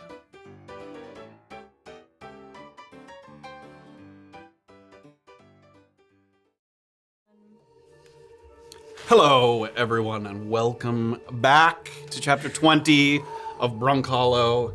We got shit going on in all parts of it. Oh, man. Oh, man. God. Upstairs, downstairs, inside, outside. Oh. Party pit. I have some downstairs business. I showed you my downstairs mix-up. Doxley's in on it. No. Before we dive back into the meat of it, Okay, oh, shoosh. Where? Shoosh. Sheesh. Oh, I missed so many things. Okay, SA Class Worship, resubscribe. Nerf Master, resubscribe. Mary the Noob gave out 5 community subs. Castaway Cactus, 420 bits. Little Big Happy, 183, subscribe. Voo Badoo, resubscribe. Speak Bro, 5-2 streak. Castaway Cactus, 5-2 streak. Today Tree, 5 community subs. Thank you. Sebastian, resubscribe. Navy Man, 100 bits. Louiso, resubscribed. Helljack, 1,000 bits. Thank you. Walker Bow, resubscribed. Helljack, another 500 bits. Packery, subscribed. Helljack, 100 bits. Kendo J, resubscribed. Silver Pun Sword, 10 community subs. Thank you. Wizrank, a sub, gifted a sub. Drake, Star Dragon, gifted a sub. Helljack, 10 bits. Helljack, 10 bits. Still Wolf said, resubscribed. Helljack, 672. What are you doing? And then a 46. Wizrank gave a sub. Little Big Happy, 100 bits. And then Helljack with 91 just to throw me off. Thank you. Thank you. Wow. Well You guys are testing Jordan's endurance in the best Reminder possible that way. tonight is Notch and Soda, so if you Yes. got a gifted a sub, stick around for the sub-only stream of that. If you're a Spotify subscriber listening right now, we're not running ads anymore, so become a Spotify subscriber! Yay! Nice. Well done. I am done. That was a lot. Episode's done, right? We don't need to do anymore. Let's do Notch and Soda now. Oh, let's go! No. We return to the interior chamber, where, sort of looking over their shoulder, Morna and Kayt kind of watch Bruno disappear out of sight there, and then turn back to each other. Now, once again, kind of alone in the room here. And there's a little more quiet. Have you ever seen anything like that? Don't move or breathe or anything. If you don't want me to breathe, No, I'm kidding. should we just leave? No, just wait. I'm gonna try to stay as still as possible. Sure. It's a period of silence. Morna's sort of very still, and she looks over, and you can see that Kayt's like kind of getting anxious, just not exactly knowing what exactly you're being led into, if anything. And again, you see something kind of just passing maybe in front of one of the lanterns. There's a slight sort of flicker of the light. And now in kind of 2 o'clock direction, right on the ground, another one of those little tiny black domes that sort of rises very slowly out of the ground. How tiny is tiny? Like, Like this, like a cupped hand. This flipped over. Like flipped over. Yep, like that's. and does it have eyeballs? So far, it's just like just a little round sticking up above. That's all you can see, and it's just pitch black. I'm gonna sort of grab her arm to be like, don't fucking move. And That little bump appears, and then another little bump appears. Another little bump appears. Oh my god. In one spot, kind of close to you, maybe 10 feet off to your right, something emerges a little further. And it emerges in the most curious kind of way. It's passing through the stone with the same ease that you or anyone else passes through air. The first thing that comes out is this little stringy clump like a hairball or a bird's nest. And it's followed by a very slender, vaguely humanoid body. The whole thing no longer than 6 inches in length. From head to toe, it's completely black. Like if the room was dark, even if there was only a little bit of light, you might not even see this thing. It would be almost invisible. There are, however, some irregular white stripes and spots kind of on its skin. One has one on the wrist. They're all like a little different. One has a stripe on its wrist. One has one kind of near its neck. One has one around the ankle, around the leg. Little white spots in different places. And its face is this concave white oval, almost like it's wearing a teeny tiny mask on its face. So it just has a white little oval face, a couple white markings on its body, otherwise totally black with a little head of curly black hair of some kind. And like this fucking Yep, big. like 6 inches tall. As it emerges, its delicate limbs are surprisingly twitchy, almost like, do you know, like if you picture a water strider moving across the surface of a pond where it like moves and then slows, and then moves and then slows, like it moves like that, so it'll move a little bit and then slow. Can both of you give me history checks? Whoa! I'm gonna barf. okay. Oh my god. 16. 16. That's an 8 because I have minus. In this moment, Kayt, you thank your youthful curiosity that you've read books of all kinds, especially ones that pertained to, creatures of old, maybe magical mysteries of old. You think you recognize an old drawing that resembled one of these creatures, and they're called Chwingas. Chwinga. Chwinga. Sounds like it's gonna eat me alive. And they're elemental creatures. There's some sort of innate elementness to them. And so one of them kind of rises up, and as you guys stay still and silent, another one kind of comes out of the wall. Another one kind of pops up. Do I know anything about the personality of these creatures? No, not with a 16. Oh, it's not with a 16. And with big for it, sort of strides with its little limbs, it kind of walks towards you a little bit. I'm just squeezing Kate's arm kind of thing. Takes a couple steps. I'm gonna intuitively just get down on my knee, very slowly, and tuck my chin to my chest like I'm bowing. One of them kind of goes up and then quickly backs off. And then... I guess I'll also kneel. And there seems to be a kind of... They don't seem to be doing anything other than almost like a dog greeting another dog. There's a curiosity about it. They get close and then back off. Even as if you take a inhalation, they back up at the inhalation. And then...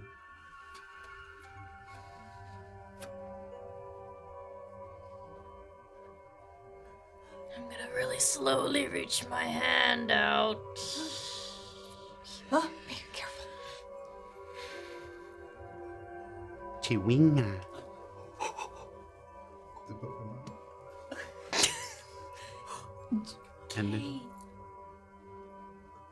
And it touches your hand, and you feel a little kind of burst of energy. And you pull your hand back a little bit, and it's so sudden and quick.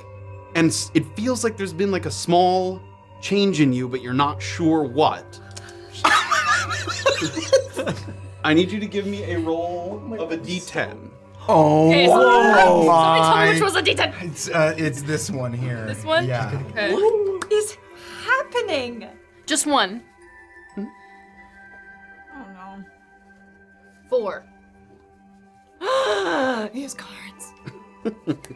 Oh my god. Natural Kuzni. Oh no. It's a Pokemon. It's a Pokemon. It says its name. As it touches you, you feel a little something, and you don't know how you know. But it's imbued you with just a little spark of magic. Almost as if it touches you and you can feel it go up your arm and kind of I'm gonna cry. feel it in your chest. And you feel that if you were to maybe sort of try and source that magic or reach for it, that it also might dissipate. That this isn't, you have not been permanently changed, but it's given you a little gift of magic, a little charm that you just feel. You have been given a charm of the fates. Oh my goodness. You can tug on the threads of fate to tweak a circumstance in your favor. After you make an ability check, an attack roll, a saving throw, you can roll a d10 and add it to the total, potentially turning failure into success. Once used 3 times, the charm vanishes from you. Oh my my. So it just... Morna's also gonna, because Kayt seems to be okay, she's gonna reach out her little hand. Morna? And it looks like it's about to touch the top of your hand and then touches the bottom of your hand. Oh. Give me a d10 roll. Oh my god, you guys. No fair. They're just gonna start Also a 4. Also a 4. Well, it's been replaced now with a different one. You feel that magic go up your arm, and it kind of... Kayt can't see this, but it sort of invigorates that well of magic within you that you can feel. It makes you a little nauseous. You're imbued with the charm of the storm. You become charged with the power of the storm to the extent that tiny sparks crackle in your eyes occasionally. You can cast the lightning bolt spell. Once used 3 times, it disappears. Oh, fuck yeah. That's So cool. Oh, fuck yeah. So you guys can just feel that magic crackling through your veins a little bit, but again, you just somehow innately sense that you can expend the magic and then it will be gone. It's just a fleeting gift of magic that's been sort of imbued upon you by this creature. Kate, we have to get out of here. As soon as you like talk, they kind of back up a little bit. Kate's gonna quietly No, Kate. reach out her hand. No, if Bruno sees this. No, Kate. Morna's gonna stand up and just sort of. They sort of back up a little bit. Kate, that no one can know about this. Do you still have your dagger in your boot? I do.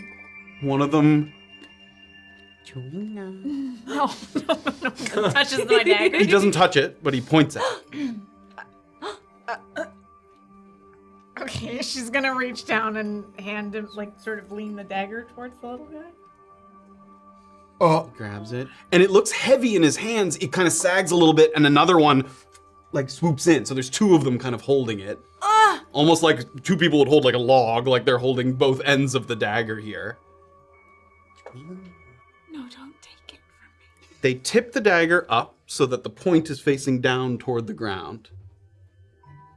And they touch the end of the dagger to the dirt and the rock on the ground.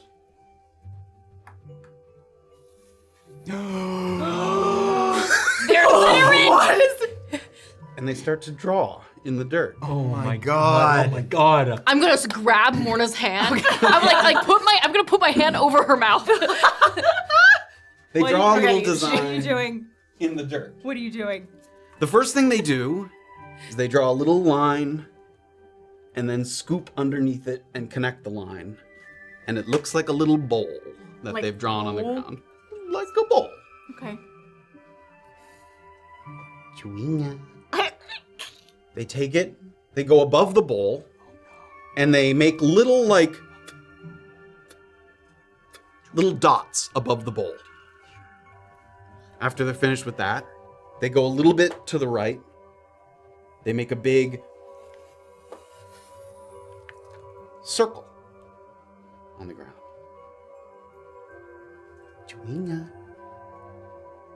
And then next, a triangle next to the circle. What you're seeing is this. Oh no. After drawing all the shapes, they make a couple lines with little arrows. And I'm gonna bring it up on here first. What are you doing? So upset. This is what you draw. Oh, Okay. okay. Shirt. You guys can see what they draw. And after they're finished with the last little sort of arrow design, they just let go and let the dagger ting. I'm gonna point at the circle with the triangle slowly, and then tap to myself. Chewinga. Sure. I don't. Kate, does this mean something? And then you hear and they No. you watch them sink into the ground, go into the walls, they just disappear, all of them. I'm gonna take my Look busy, grab look the busy, dagger, look and I'm busy. gonna shove that. Just get rid of everything on there. Yeah, I don't want you him do to so. see it at all. I'm just gonna start ponderously looking at the walls. I'm gonna walk towards. I'm gonna grab Kate by the arm again and walk her towards the statue so that when Bruno comes, we can have another conversation and just. I'll be like, don't tell him about. No one can know about these things. Obviously, I'm not gonna do that. Okay. Pokes his head in. You almost done? Yes, I think we're quite done. Yes. Oh, we might need a couple more minutes. 2 minutes. 2 minutes. I'll be Everything's right fine. outside. Thank you. It's too dangerous. And he's now standing in a spot where he can see into the room. He's He's just outside, like down here. Can he hear us, or? If you talk quietly, it would just sound like whispers. Like he'd be able to tell you're whispering, but he wouldn't be able to hear what you're saying. But it's quiet in here. We have to go. Does that bowl look like the image they showed us to you? What are you? I'm getting. Wait, so can I see statue. Can I see the image of the statue? Mm-hmm. Oh. Yeah, I mean the statue is has more detail, obviously. Than Yeah. things that are. I'm gonna like point up at the bowl and be like, "Do you know what I mean?" Yes, but I don't know.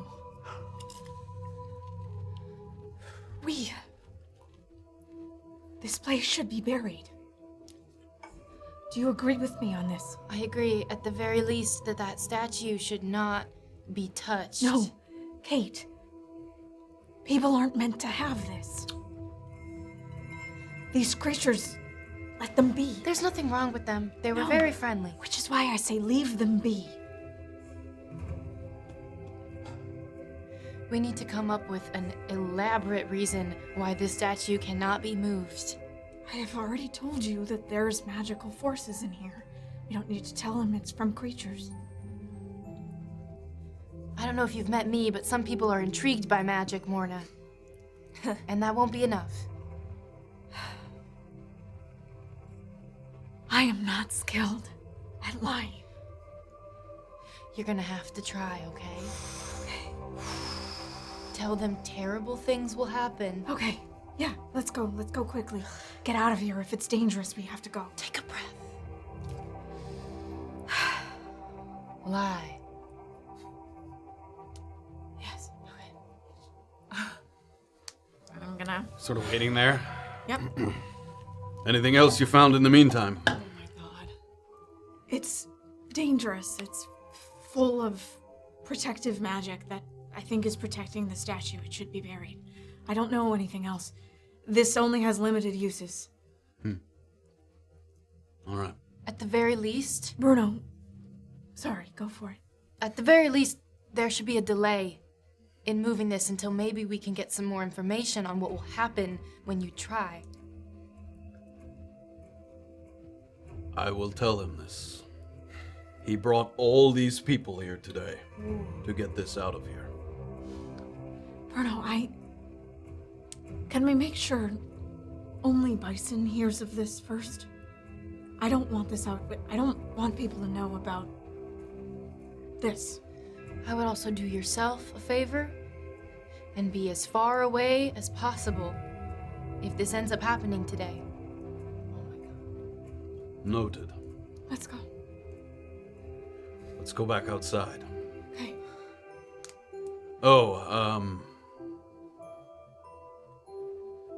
Was he testing the statue for moisture? I mean, one could do that. But I don't know to what end. He's a weird guy. And I don't know anything about archaeology. Nor I suppose. Come on. He's a good man, if that's... I'm not convinced of that. Starts to lead the way back outside. Kayt. Well, what the fuck was he doing? It only takes a couple of minutes of walking to feel very removed from the bustle of the dig site. All of a sudden, you're alone in nature. Though thankfully you have the assistance of the road to make that feeling, it's a comfortable solitude rather than like a wayward, feeling lost kind of solitude. You walk along the path for a little bit, a little frustrated, and then off to your right, you locate the marks that were talked about. There's a couple of marks with those sort of 3 lines, and just as was foretold, there's also some very obvious tamped down grass. It's very clear that there's this main road and people pivot off, toward the stream or brook or whatever that's there. So you're able to locate those marks with ease. You're kind of here on the road. You haven't passed anybody by at this point. Like, it seems like anyone who's going to the dig site is already there. So you've been alone this whole time. It's been probably 5 minutes of walking out of the dig site. Just grumbling and tired, but keeping an eye out for bears and just, okay, I'm going this way, and it's fine, and I just get to the river, and it's fine. You move very quietly over the soft earth, and you start to hear sounds of flowing water.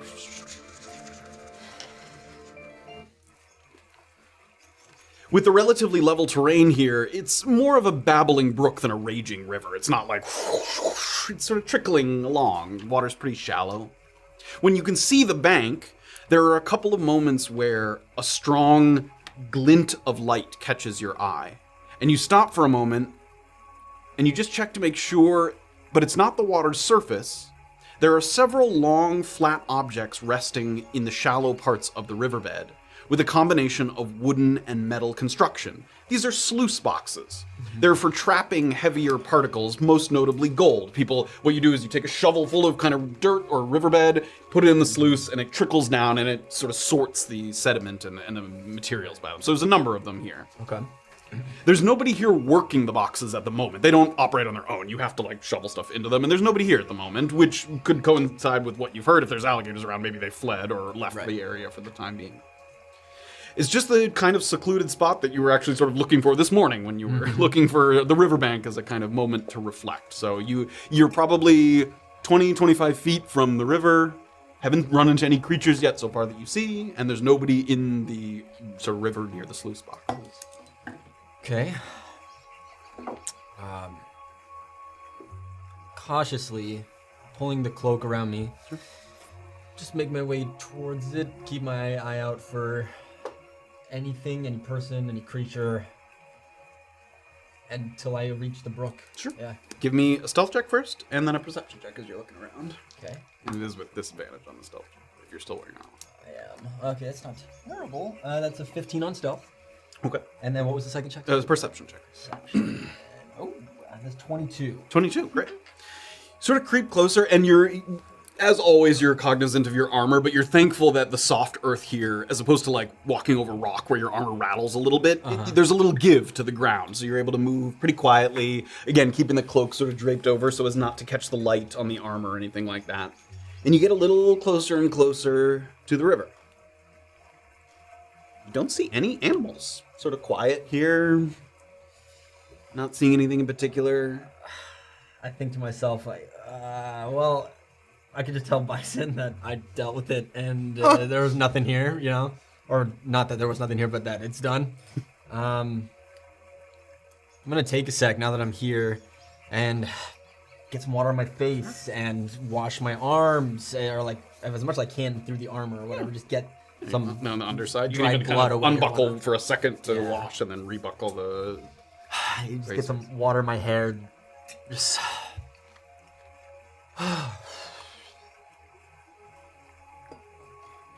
Fuck that guy.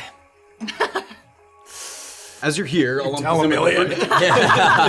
he looks at his reflection, he's like, fuck you, fuck you. As you're here with the previous perception check, you do start to hear a little bit of noise between the trees. Something moving through the brush. Okay. As it continues to move, it sounds like it might be multiple things.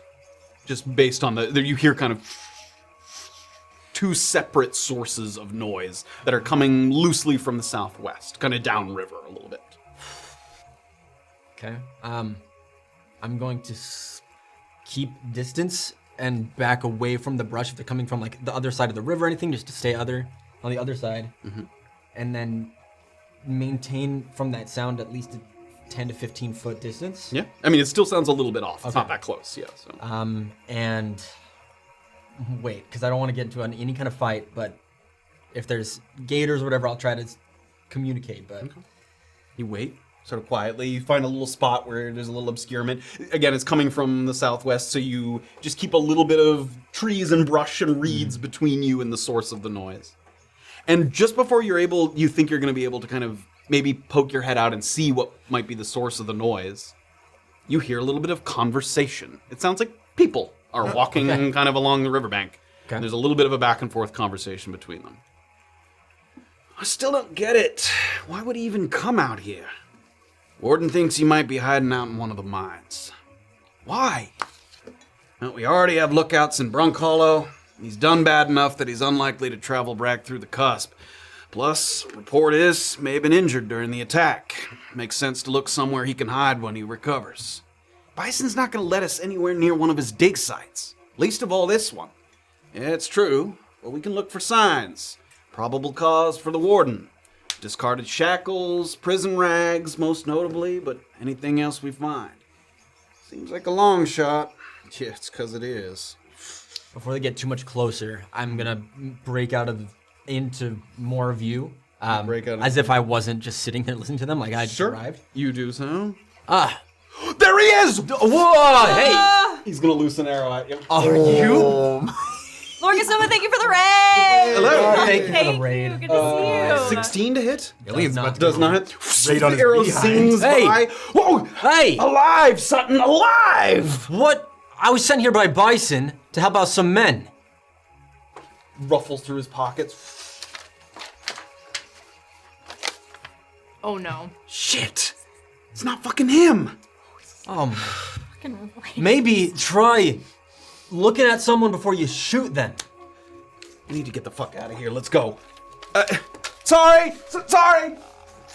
And they in the opposite direction. You notice that both of them are wearing gray and green. They have clinker uniforms. Bastards. Right. Oh, I mean, they're fine. Just leave them. I'm gonna wait 2 minutes, look left and right, and if I don't see people or crocodiles or anything, I'm heading straight back to the thing. Oh my god. You wait for a couple minutes, and you see nothing of the kind. Great. The job's been done, and I head back to the pit. You do indeed. We're gonna go to a little bit back in time as Doxley and TC were moving through. Did you want a moment as you were exiting before you? Yeah. So Bruno. This is again sort of rewinding. Bruno is in the tunnel watching you guys, making sure you don't like deviate off to one of. There's numbers of sort of shafts and tunnels off of the main one, but you can talk quietly without him hearing. But he can clearly see you. So if you do anything, he would be able to see what you're doing. You said at one point Bruno was like gonna kind of not follow us, but like go to the end of the tunnel to see if we had left it. Yeah, that's later. Oh, okay. Right now he's just watching you. So we better leave. We can retcon it if we have. But Okay. Yeah, because I wanted to. he is not walking down the tunnel yet. Okay. He is just standing there, kind of at the entrance to the statue chamber. Okay. As we're walking, quietly. TC's whimpering a little bit. It fucking hurts now that he's put his weight on it there for a second. I'm going to fix this. But then later, you are going to tell me exactly why the Why? God damn it! I knew I was going to do that. My name's TC, but you're making a wild leap there, my dear. Restarting that entire sentence. Please. TC does not stand for the TC. cleric. The shit comes out of his ass and goes back up in. Whoa! What did you say? Illien, you wait another couple of minutes, Okay, and great. then nothing shows up. I head back to Start the head back. well, yeah. And we go to the tunnel. I'm gonna clean this up. But later, you and I are gonna have a discussion about why the clinkers broke your leg and gave you a jar of goop. Do you understand? Clean what up? What are you talking about? I'm going to fix whatever the fuck you just did in there. Because the last thing that I want is Bison up my ass.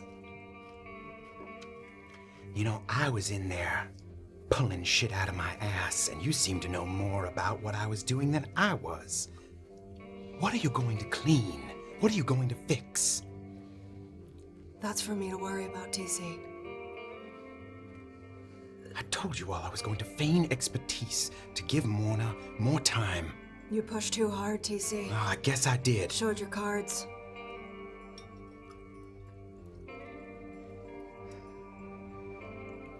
Let's get the fuck out of here. I'll start escorting him, but I would like to try to keep an eye if Bruno follows us, because I wanted to maybe turn around quick and have a private word. Sure. As you guys move throughout the tunnel, slowly the light leaking into this mine shaft sort of washes over you. It switches from the sort of warm lantern light to a little more of the daylight that's outside. You get to the edge.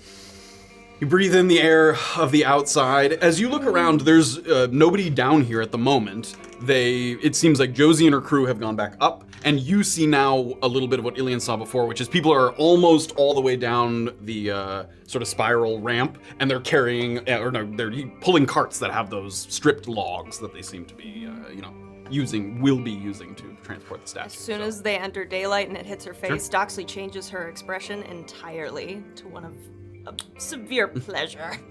Can you make the climb alone? You're going to abandon me here? Sure am. Or you can wait for me. To what end? What are you going to do that they can't? You clearly don't know me, TC. Either wait here, or I'll see you up there. Finds a... I've already made myself a fucking mess.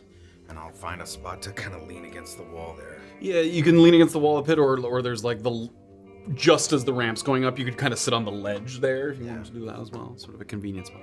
A little bit of time passes, and then this is coinciding with before, Bruno making sure that you guys actually left and didn't just sort of disappear somewhere where we couldn't see you. You can see him sort of working his way down, slowly down the mine shaft. It takes a couple minutes, a pretty long sort of hallway there, and finally he gets to the edge where you're waiting. Yeah, Doxley's gonna give him a little head tilt. So, You heading back up then? I am. Look here, Bruno. I think for both of our sakes, Bison doesn't know about what happened there. I think we keep this investigation between you and I. How does that sound? Which part of it? The jar.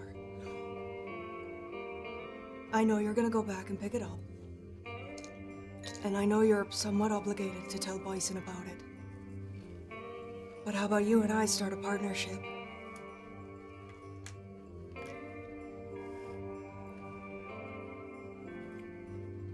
Scalisi Shipping is the name of my friend's company. By the end of the month, they get into that harbor whenever they want. Should I be asking if they're planning on taking any explosives into that harbor? Or? Just drugs. Just drugs. Better than explosives. They ruin lives just the same. Just slower. Yeah. Shut up. I'll get the jar. But whatever he put on it, am I going to be able to even get that off? It's already dry. I tried. If somebody notices whatever he spread on it, that's it. The jig is up. I'm not going to pretend that I don't know what it is, or that I didn't see him do it. All right. Best you go back to the surface. I'll collect your friends. Doxley puts a big smile on and holds out her hand. Thanks, Bruno. Comes back around, heads down the tunnel.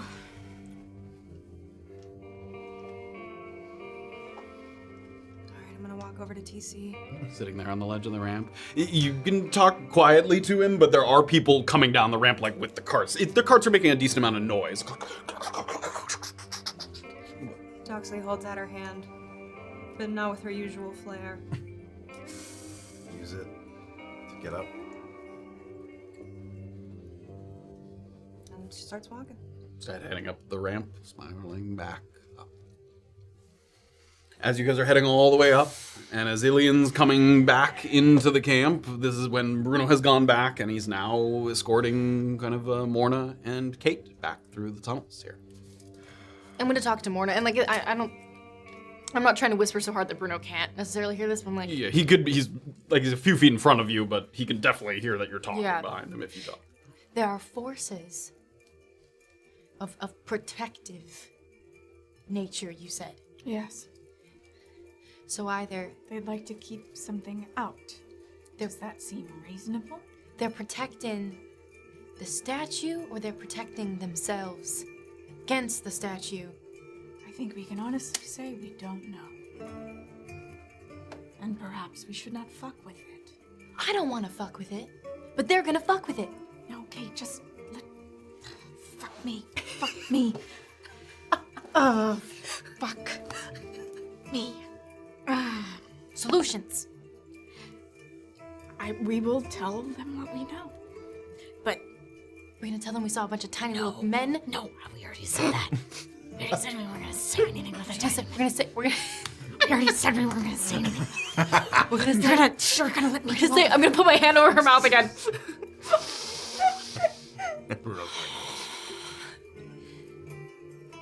gonna say there are forces. Yes. Forces. spells. Protective spells. Yes. We don't know what they do. Because we are not experts. And the smartest thing to do is to leave it fucking be. to give at least somebody time to figure more out. No one should. You don't have to do it. I can do it. No. Kate, bury it. Why would the Monteros, possibly the people in this town who know the most about magic, want to destroy it? They don't know what it is. Maybe we should tell them. No.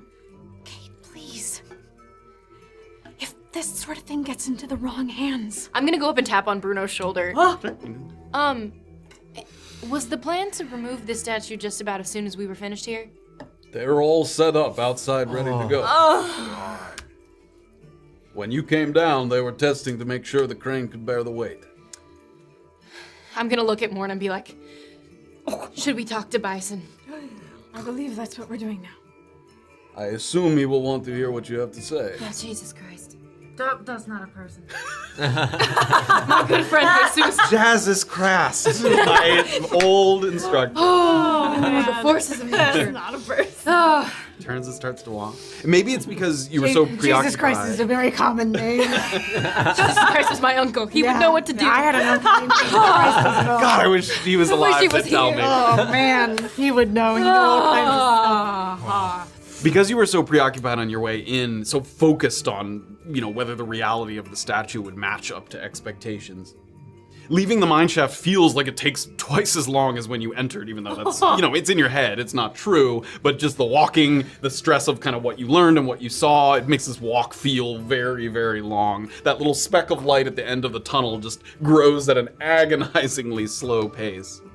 Before you get to the point where you can see fully outside and smell the open air, you see a number of people that are now alternating between standing and crouching, and it looks like they're going through the motions of what you think would be like laying track for minecarts. But while the action is similar, they're spacing dozens of logs along the ground here, a few feet in between each one. All these logs, they sort of grab one off the cart, goes over the shoulder of a couple people, they line it up to make sure that it's sort of parallel and isn't going to roll funny, place it down. Next, you get another log. So it's a whole kind of little process all the way down that they're kind of meeting you in the middle of this place. Oh. When you get close, they stop briefly to allow you to pass. They're laying down these logs and they kind of make room just for you to go by. You have to step over these logs as you're kind of moving through. Bruno sort of, thank you, sort of moves by, talks to a couple of them. You can see several of the laborers are trying to read your faces to see if you might have made some discovery while you were in there. You can see just people trying to sort of gauge People any try to kind of make eye expression. contact with me. I'm gonna look at them like I'm gonna with daggers in my eyes. Stay the fuck away from there. Ooh. Do so. Morna's not looking at it. You get past the logging team, and it's just a little further until that stale underground air is finally replaced with a sort of crisp breeze. Another pack of workers standing around what you think is that delineated drop zone for the crane. They sort of have that place marked off on the ground, looking up, and they see you kind of coming back out. This is so bad. Yeah. As far as you can tell, everything seems to be in place. And now that you've completed your inspection, the heavy lifting can begin. And the elders of Brunkhollow can decide what they want to do with it, assuming it makes it back to town in one piece. So you guys get to the outside. All right, back up we go. Bruno starts the march back up. As we walk up, she's just gonna grab Kate and very quietly say, "Please, just let me do the talking." You do the talk. Please. You are clearly panicking right now. I'm fine.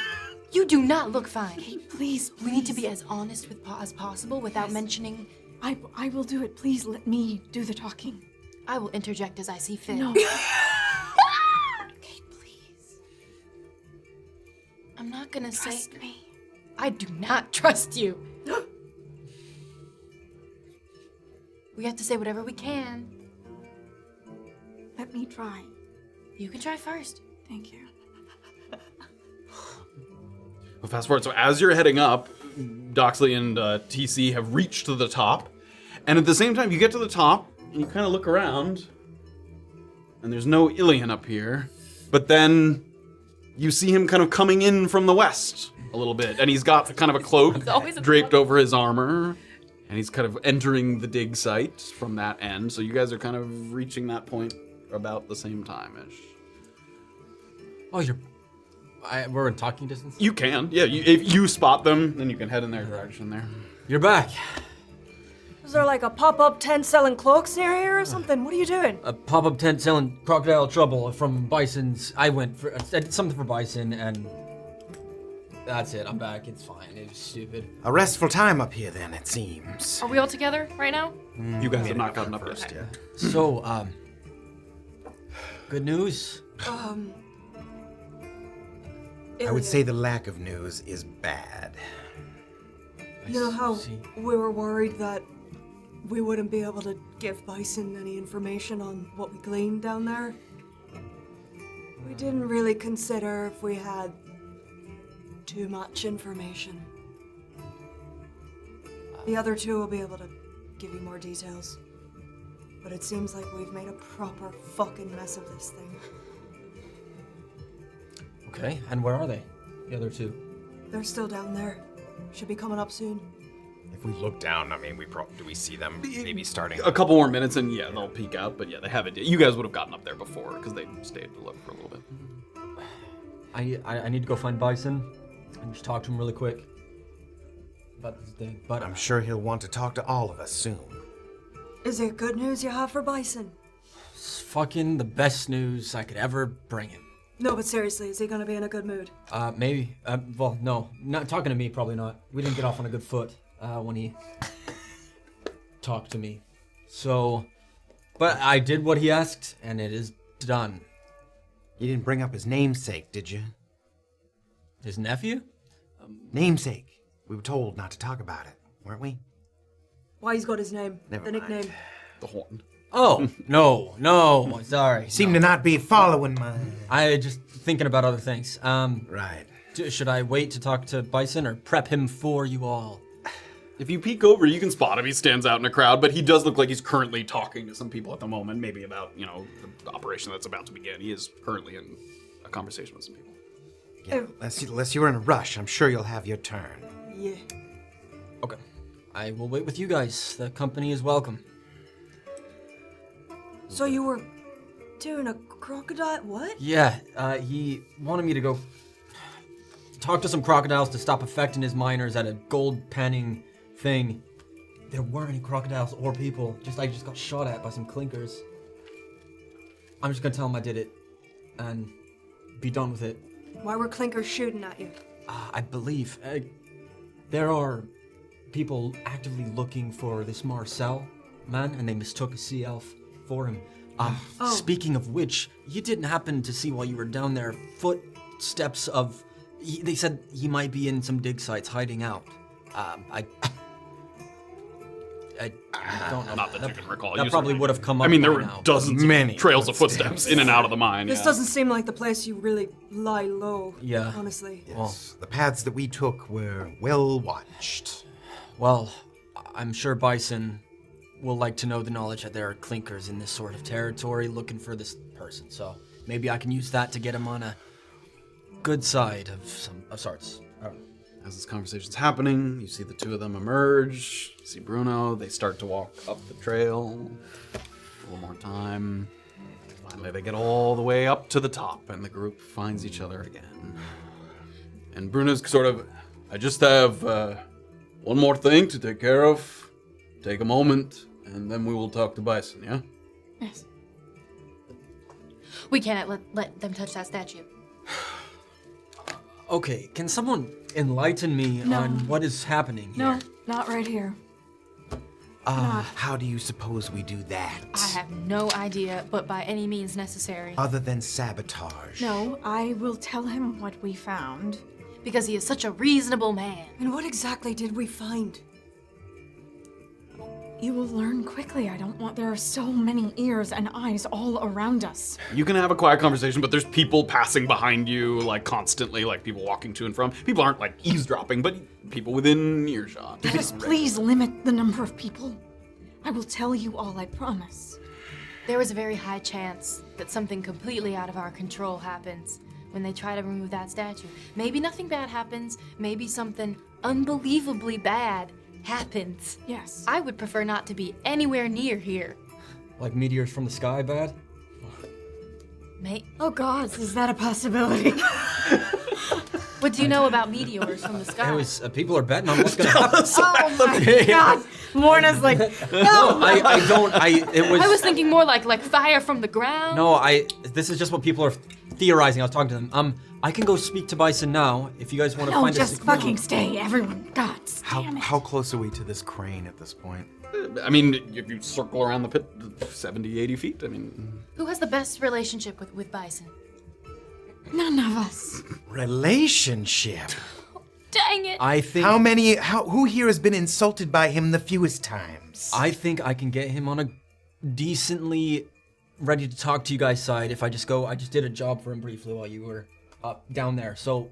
You have a good relationship with Bison. No, but I think he might be happier than talking to anybody else. That something good did happen.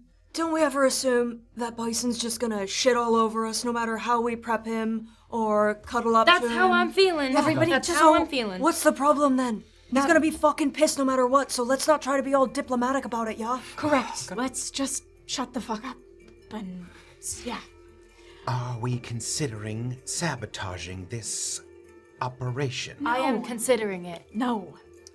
What the There are so happened many down people here, though. I have no idea how we could possibly get in the way of this. We wouldn't be able to do it quietly. Oh, I could tie myself to that statue, but what if the statue goes up in flames and I go up in flames too? I was talking more about throwing one of my jars of alchemist fire at the crane. No. I don't think we can afford being... That is a very smart idea. No, that is a very stupid idea. Even attention drawn to us, TC.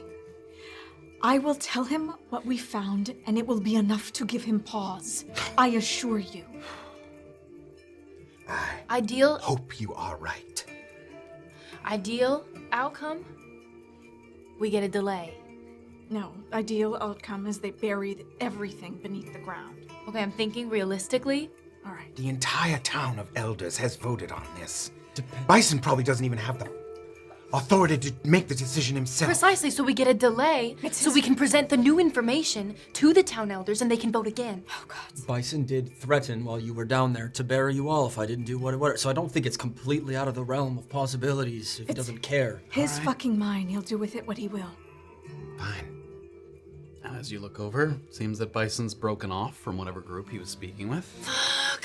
And he starts to head in your direction, slowly sauntering along. He gets a little closer, hands still stuffed in his pockets, moving along, kind of right along there. A couple times he kind of peeks over into the pit just to check on kind of what's down there. He looks like he sees, and you can see this as well, Bruno kind of re-emerging from out of the mine shaft, and he gives kind of a... So Bruno he never went towards Bison. He kind of went most of the way up, saw you guys back to a group, and then went back down. So he has not spoken to Bison. Yes, he has not spoken to That we Bison. know. Yes, as far as you can tell, yeah. And Bison saunters on up. Ah, he's back. Hey there, boss. How did you fare with those crocodiles? They have the most beautiful green and grey markings, wouldn't you say? Oh, no.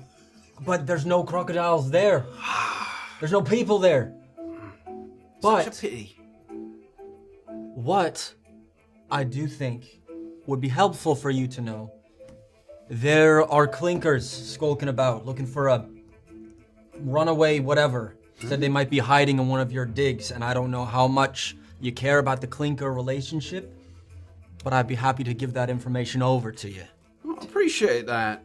You know what would be great is if they accidentally shot at one of my men so that I could use that as leverage later on against the warden. Wouldn't that be nice? That's crazy, because while I'm on your grounds, I'm your man. And they shot at me, Bison. Wow. That's crazy. Lucky for fucking me. Well, thank you for having a safe place for me to return to. Always happy to provide. So, you've had a look under my trousers. What can you tell me? I'll start simple. It's made of basalt, which is a volcanic rock. Not the same as the rock around it. Meaning it was, and it's not a kind that I've seen before. It means it was put there. The more interesting thing is that in that cave is a shitload of abjuration magic. And you were able to discern this how exactly? I have this, and she's gonna say, and I don't like to advertise it, but magical item, she's gonna sort of flash it. It was crawling with it. The most powerful I have ever seen. It shouldn't be moved. You were able to discern that because of that thing there? It gives me magical sight. Make a deception check. Is there anything I can How do can to I help support her? her? Yeah, is there anything I can do? You're nodding. That's 17 plus Thank you, Sadie. 16. Alright. I don't know what I'm supposed to do with that exactly, but I suppose it's more than the morons who work for me had to say. So, congratulations, you're one shade of yellow lighter of the other pissbags around here. Bison, it was very powerful. I swear I have never seen anything close to it. And concentrated around the statue. Abjuration is protection, magic. Yeah, I know what it is. Well, my point is, you should bury it. You don't seem surprised. It's not so much that as, we've been down in those digs for a while. We carved it out. We got all the way around the statue. Nothing. No problem. No explosions. No abjuration magic. So what? Seems dormant to me, if anything. Perhaps if you move it, it will make it less dormant. Lucky for me, I won't be the one down there, eh? These are... You didn't want to move it to begin with, right? It's your fucking mine. These are ancient things. I do not assume to know how you voted, but the hubris you must have to think that you should do anything down there. Sir, I believe since we have new information, what would be the smartest thing to do, and perhaps most appreciated by the community, is to share this information with those who voted in the first place, in case they choose to change their mind. Now, we know you have a lot of men assembled here today for this task, but we would not bring this to your attention if we did not feel there was a very high chance that something extremely dangerous could go down today. Make a persuasion check. Oh, that was good, Kayt. That's good. Should I add? I'm gonna add. I'm gonna use Oh, my do little- it. Okay, so that was yeah. that was thing. that was a Yeah, 13. do it. You can add a D10 That was a to 13. it. I'm gonna add a D10 Oh, and my Oh, D10. yeah. Chawinga move. Chewinga! You summon whatever little tingling bit of magic that you felt down there, and just as the words are coming out of your mouth, you just channel that as best you can, and you use the charm of the fates. I think it's good. Yeah. That was it was a 13 and minus 3. It's a 16. Oh my god. Damn it. Oh. Get the crane ready. Anything else?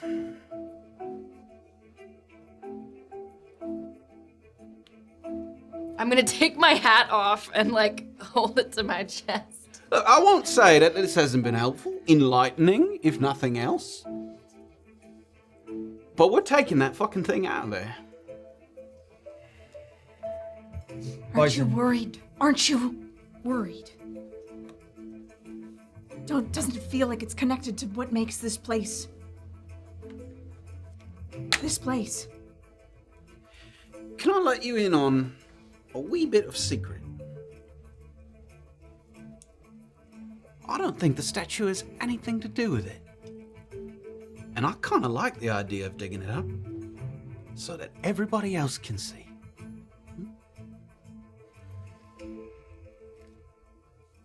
What makes you think that? Instinct. Does that seem true? Make an insight check. Ooh, 15. It does seem true. Wow. If it's not, it could be totally hubristic, but this is a man who has survived on gut feeling throughout his whole life. And you can see it in his face that he believes, he thinks this is going to prove to people that there isn't something to worry about. That so many people have been worrying about, what this might do or what this might mean. And there's a little bit of satisfaction in him, like seeing people worked up about it and believing that that is going to have no effect at all. Are we done here? Yeah, we're done. I accept your reasonable report. So tell Peabody to count out 100 gold for you, and you for leading the team, and the rest of you can split the last 100, yeah? Thank you. And Morna's gonna turn and start walking towards Peabody. Now, since many people think it's going to be apocalyptic when the statue sees the light of day, feel free to stick around to see the end of times. If we're all still alive after that, I'll just ask that you, bugger off. I don't like lurkers at my dig site. He starts to walk. He's heading toward the crane, kind of. As soon as he leaves, I'm gonna like open up my backpack and take out my paper and my quill, and I'm gonna start drawing what the Chewingas showed me. Sure. Showed us. Hey, not here. And I'm gonna put it away, and I'm going to I guess I'm going to who do I trust the most? Roll a trust Oh roll. man, yeah. Who do you trust? yeah. I can't wait. I'm gonna catch up to Morna and holding the drawing in my hand. I'm gonna be like, that had to be a bowl, right? Yeah, it looked like a fucking ball. What do you think the dots were? Do you think they were liquid? Do you think they were Powders, dust, magic, I don't know. Do you think it was a face? No, face. Face? I don't know. To me it looked like we need to drink out of the bowl. No, we need to do nothing of the sort. Kayt, stop talking about it here. Oh my god, you are no help at all. I am. I'm a huge help. You wouldn't have known any of that fucking shit unless I told you about it. Fine, well then be more helpful. Not here. You don't want to stuff your face in that bowl before they bring it out of here? I do not. TC? As this is happening, before you get to that, people are starting to spring into action. Like, you can see that. Bison has been signaling to people, he's motioning to the people at the crane, all these coordinated shifts, and it just the energy of the place suddenly just roars to life. Everybody seems to know exactly where they're supposed to be in this moment. And here on the kind of rim of the mining pit, you can see down below where people are kind of coming up, going down. People at the bottom of it who are like setting out the logs are kind of looking up and sort of giving signals to the people up above. So all of this is happening at this time. Now you can go ahead. I would say that I headed towards the horse, if that's still. Sure. Still Yeah, have that, yeah. right? He's like at the just off to the edge of the mining site to there. get Yeah. myself to the horse. Yeah, that's where I headed. Sure. I want to say to Doxley and kind of whisper just for us, but I mean, you now are left alone because Morna walked, Kayt went to her, and then went to TC, and he's headed to the horse. So the two of you are by yourself. still whispered a little bit just to her. But I've chosen to trust our companions, but that's quite the thing to say. Is that true that you found magic down there? What? There's gonna be a long conversation when we get back to town. But at the very least, I saw something in Morna's eyes, and it was enough to convince me. Great. Okay. Now give me a second, I'm planning. All right, I'm gonna turn and follow Morna. Great, you start to head there. Again, I'll still narrate because this is all happening at the same time. Quite a few people have descended below, and they're hovering just around the entrance of the tunnel. And there's kind of a long anticipatory lull. People seem to be ready to sort of receive. A crowd of people kind of funnel into the tunnel that are all holding like ropes that have little metal like hooks on the end that seem they're probably going to kind of pull the statue down and then sort of lay it onto the sled. You see a few people that are carrying that big wooden sled, and they're going into, they disappear into the mine shaft. So again, all of this is kind of happening. Go ahead. Morna, your girl is here, right? Yeah, Josie.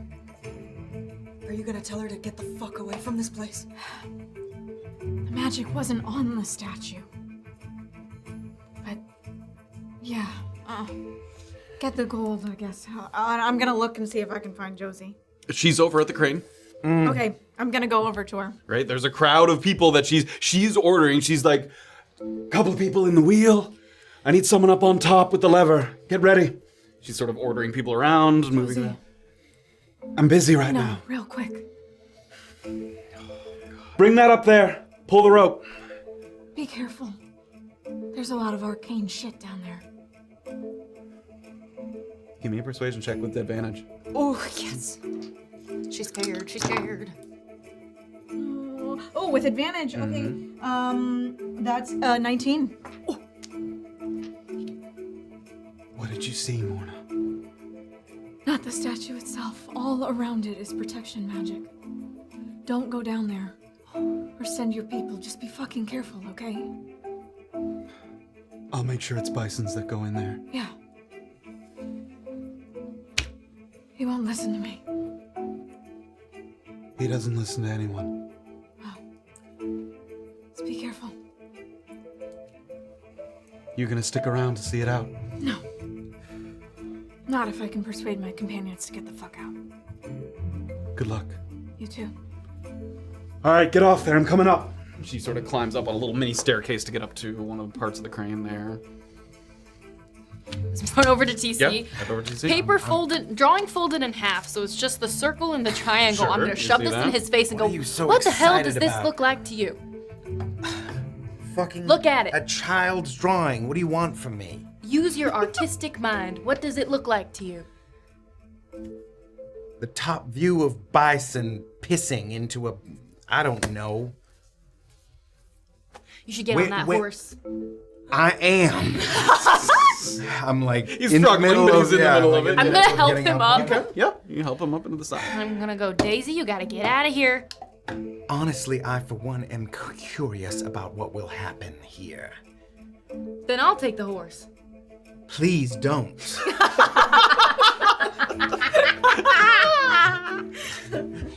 I can't fight you off, but I will protest. I hope that whatever happens, the statue stays intact. It's up to his fumbling men down there now. Again, bouncing back and forth between conversation and action. A miner emerges from the tunnel. They're walking backwards, kind of looking into the tunnel and walking, and then sort of moves around and sort of, coming down the tunnel, and sort of waves. So that's happening down there. Your turn. Doxley's hustling over to what's her name? Illien. Oh my God. Yeah. Illien. I'm fucking staying. Get out.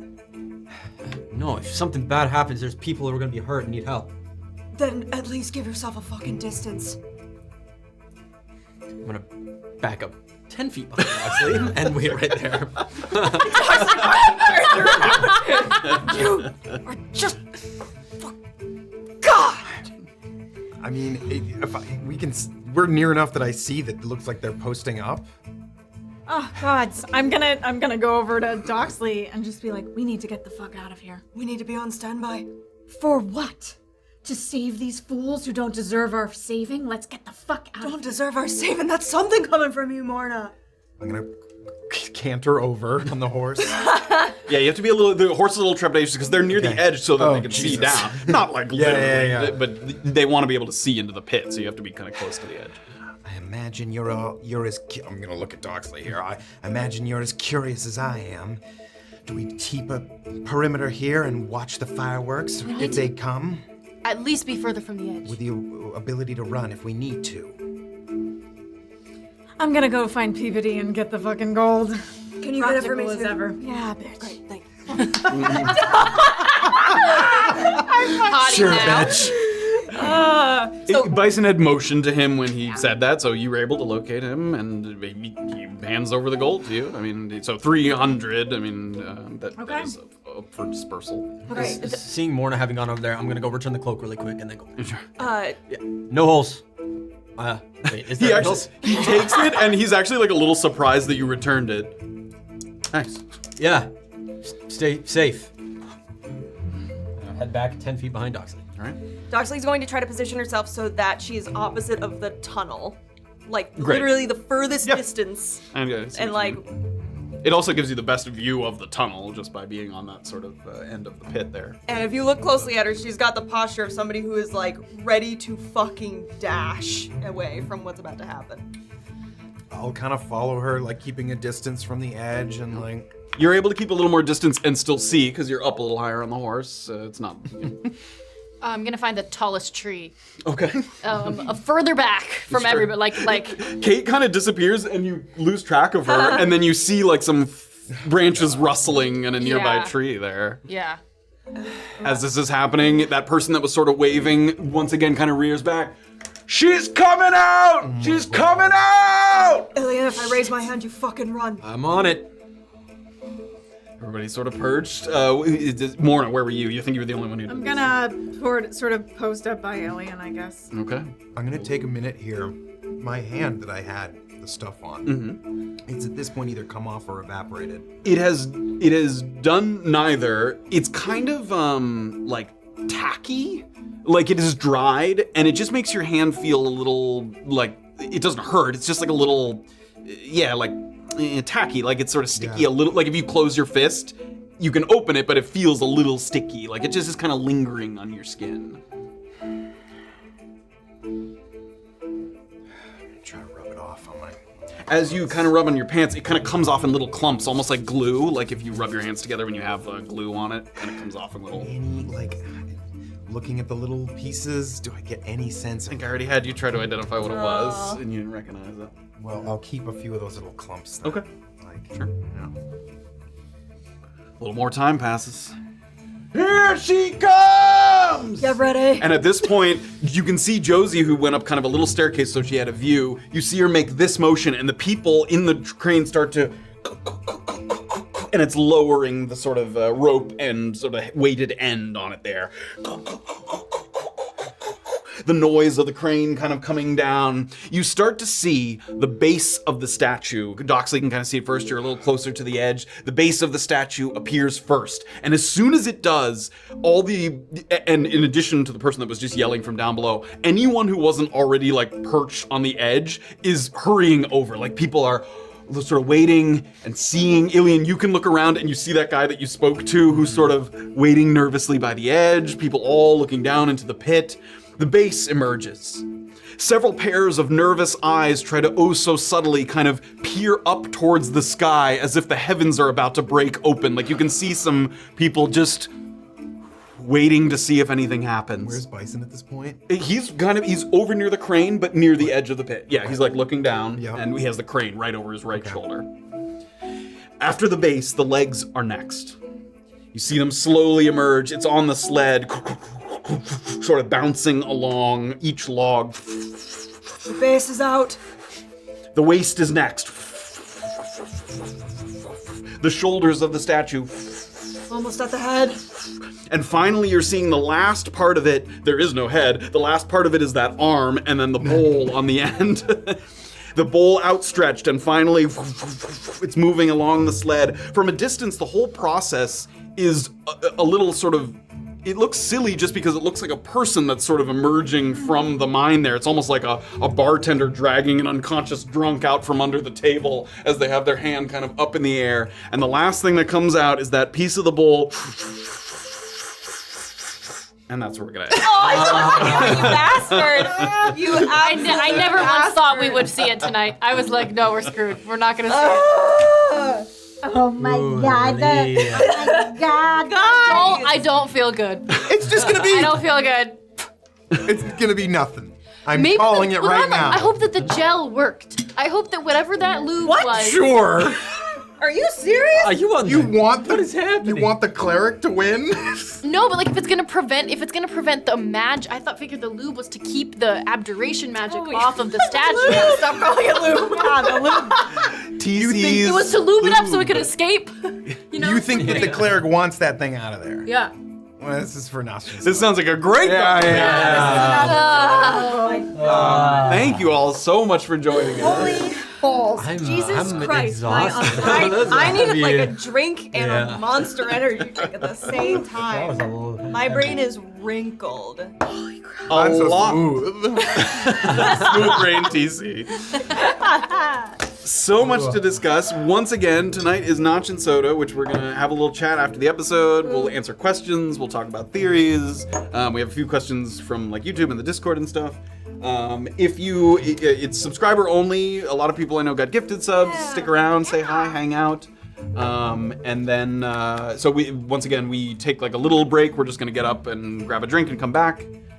So when we'll say goodbye, and then for Twitch, before we go into sub-only mode, we're gonna play like the clips of the last month that people have made on Twitch, just to keep you entertained while we go and grab drinks and a little nosh. Oh. And then we'll go offline and restart the stream because that's what you have to do sub-only for now. You'll just have to refresh the browser, and that's it. And if you're listening on Spotify, there's also going to be something available if you become a Spotify subscriber. What did you say?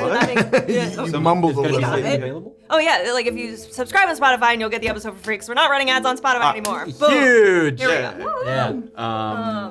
Awesome. So a little break. We'll come back. We'll chat.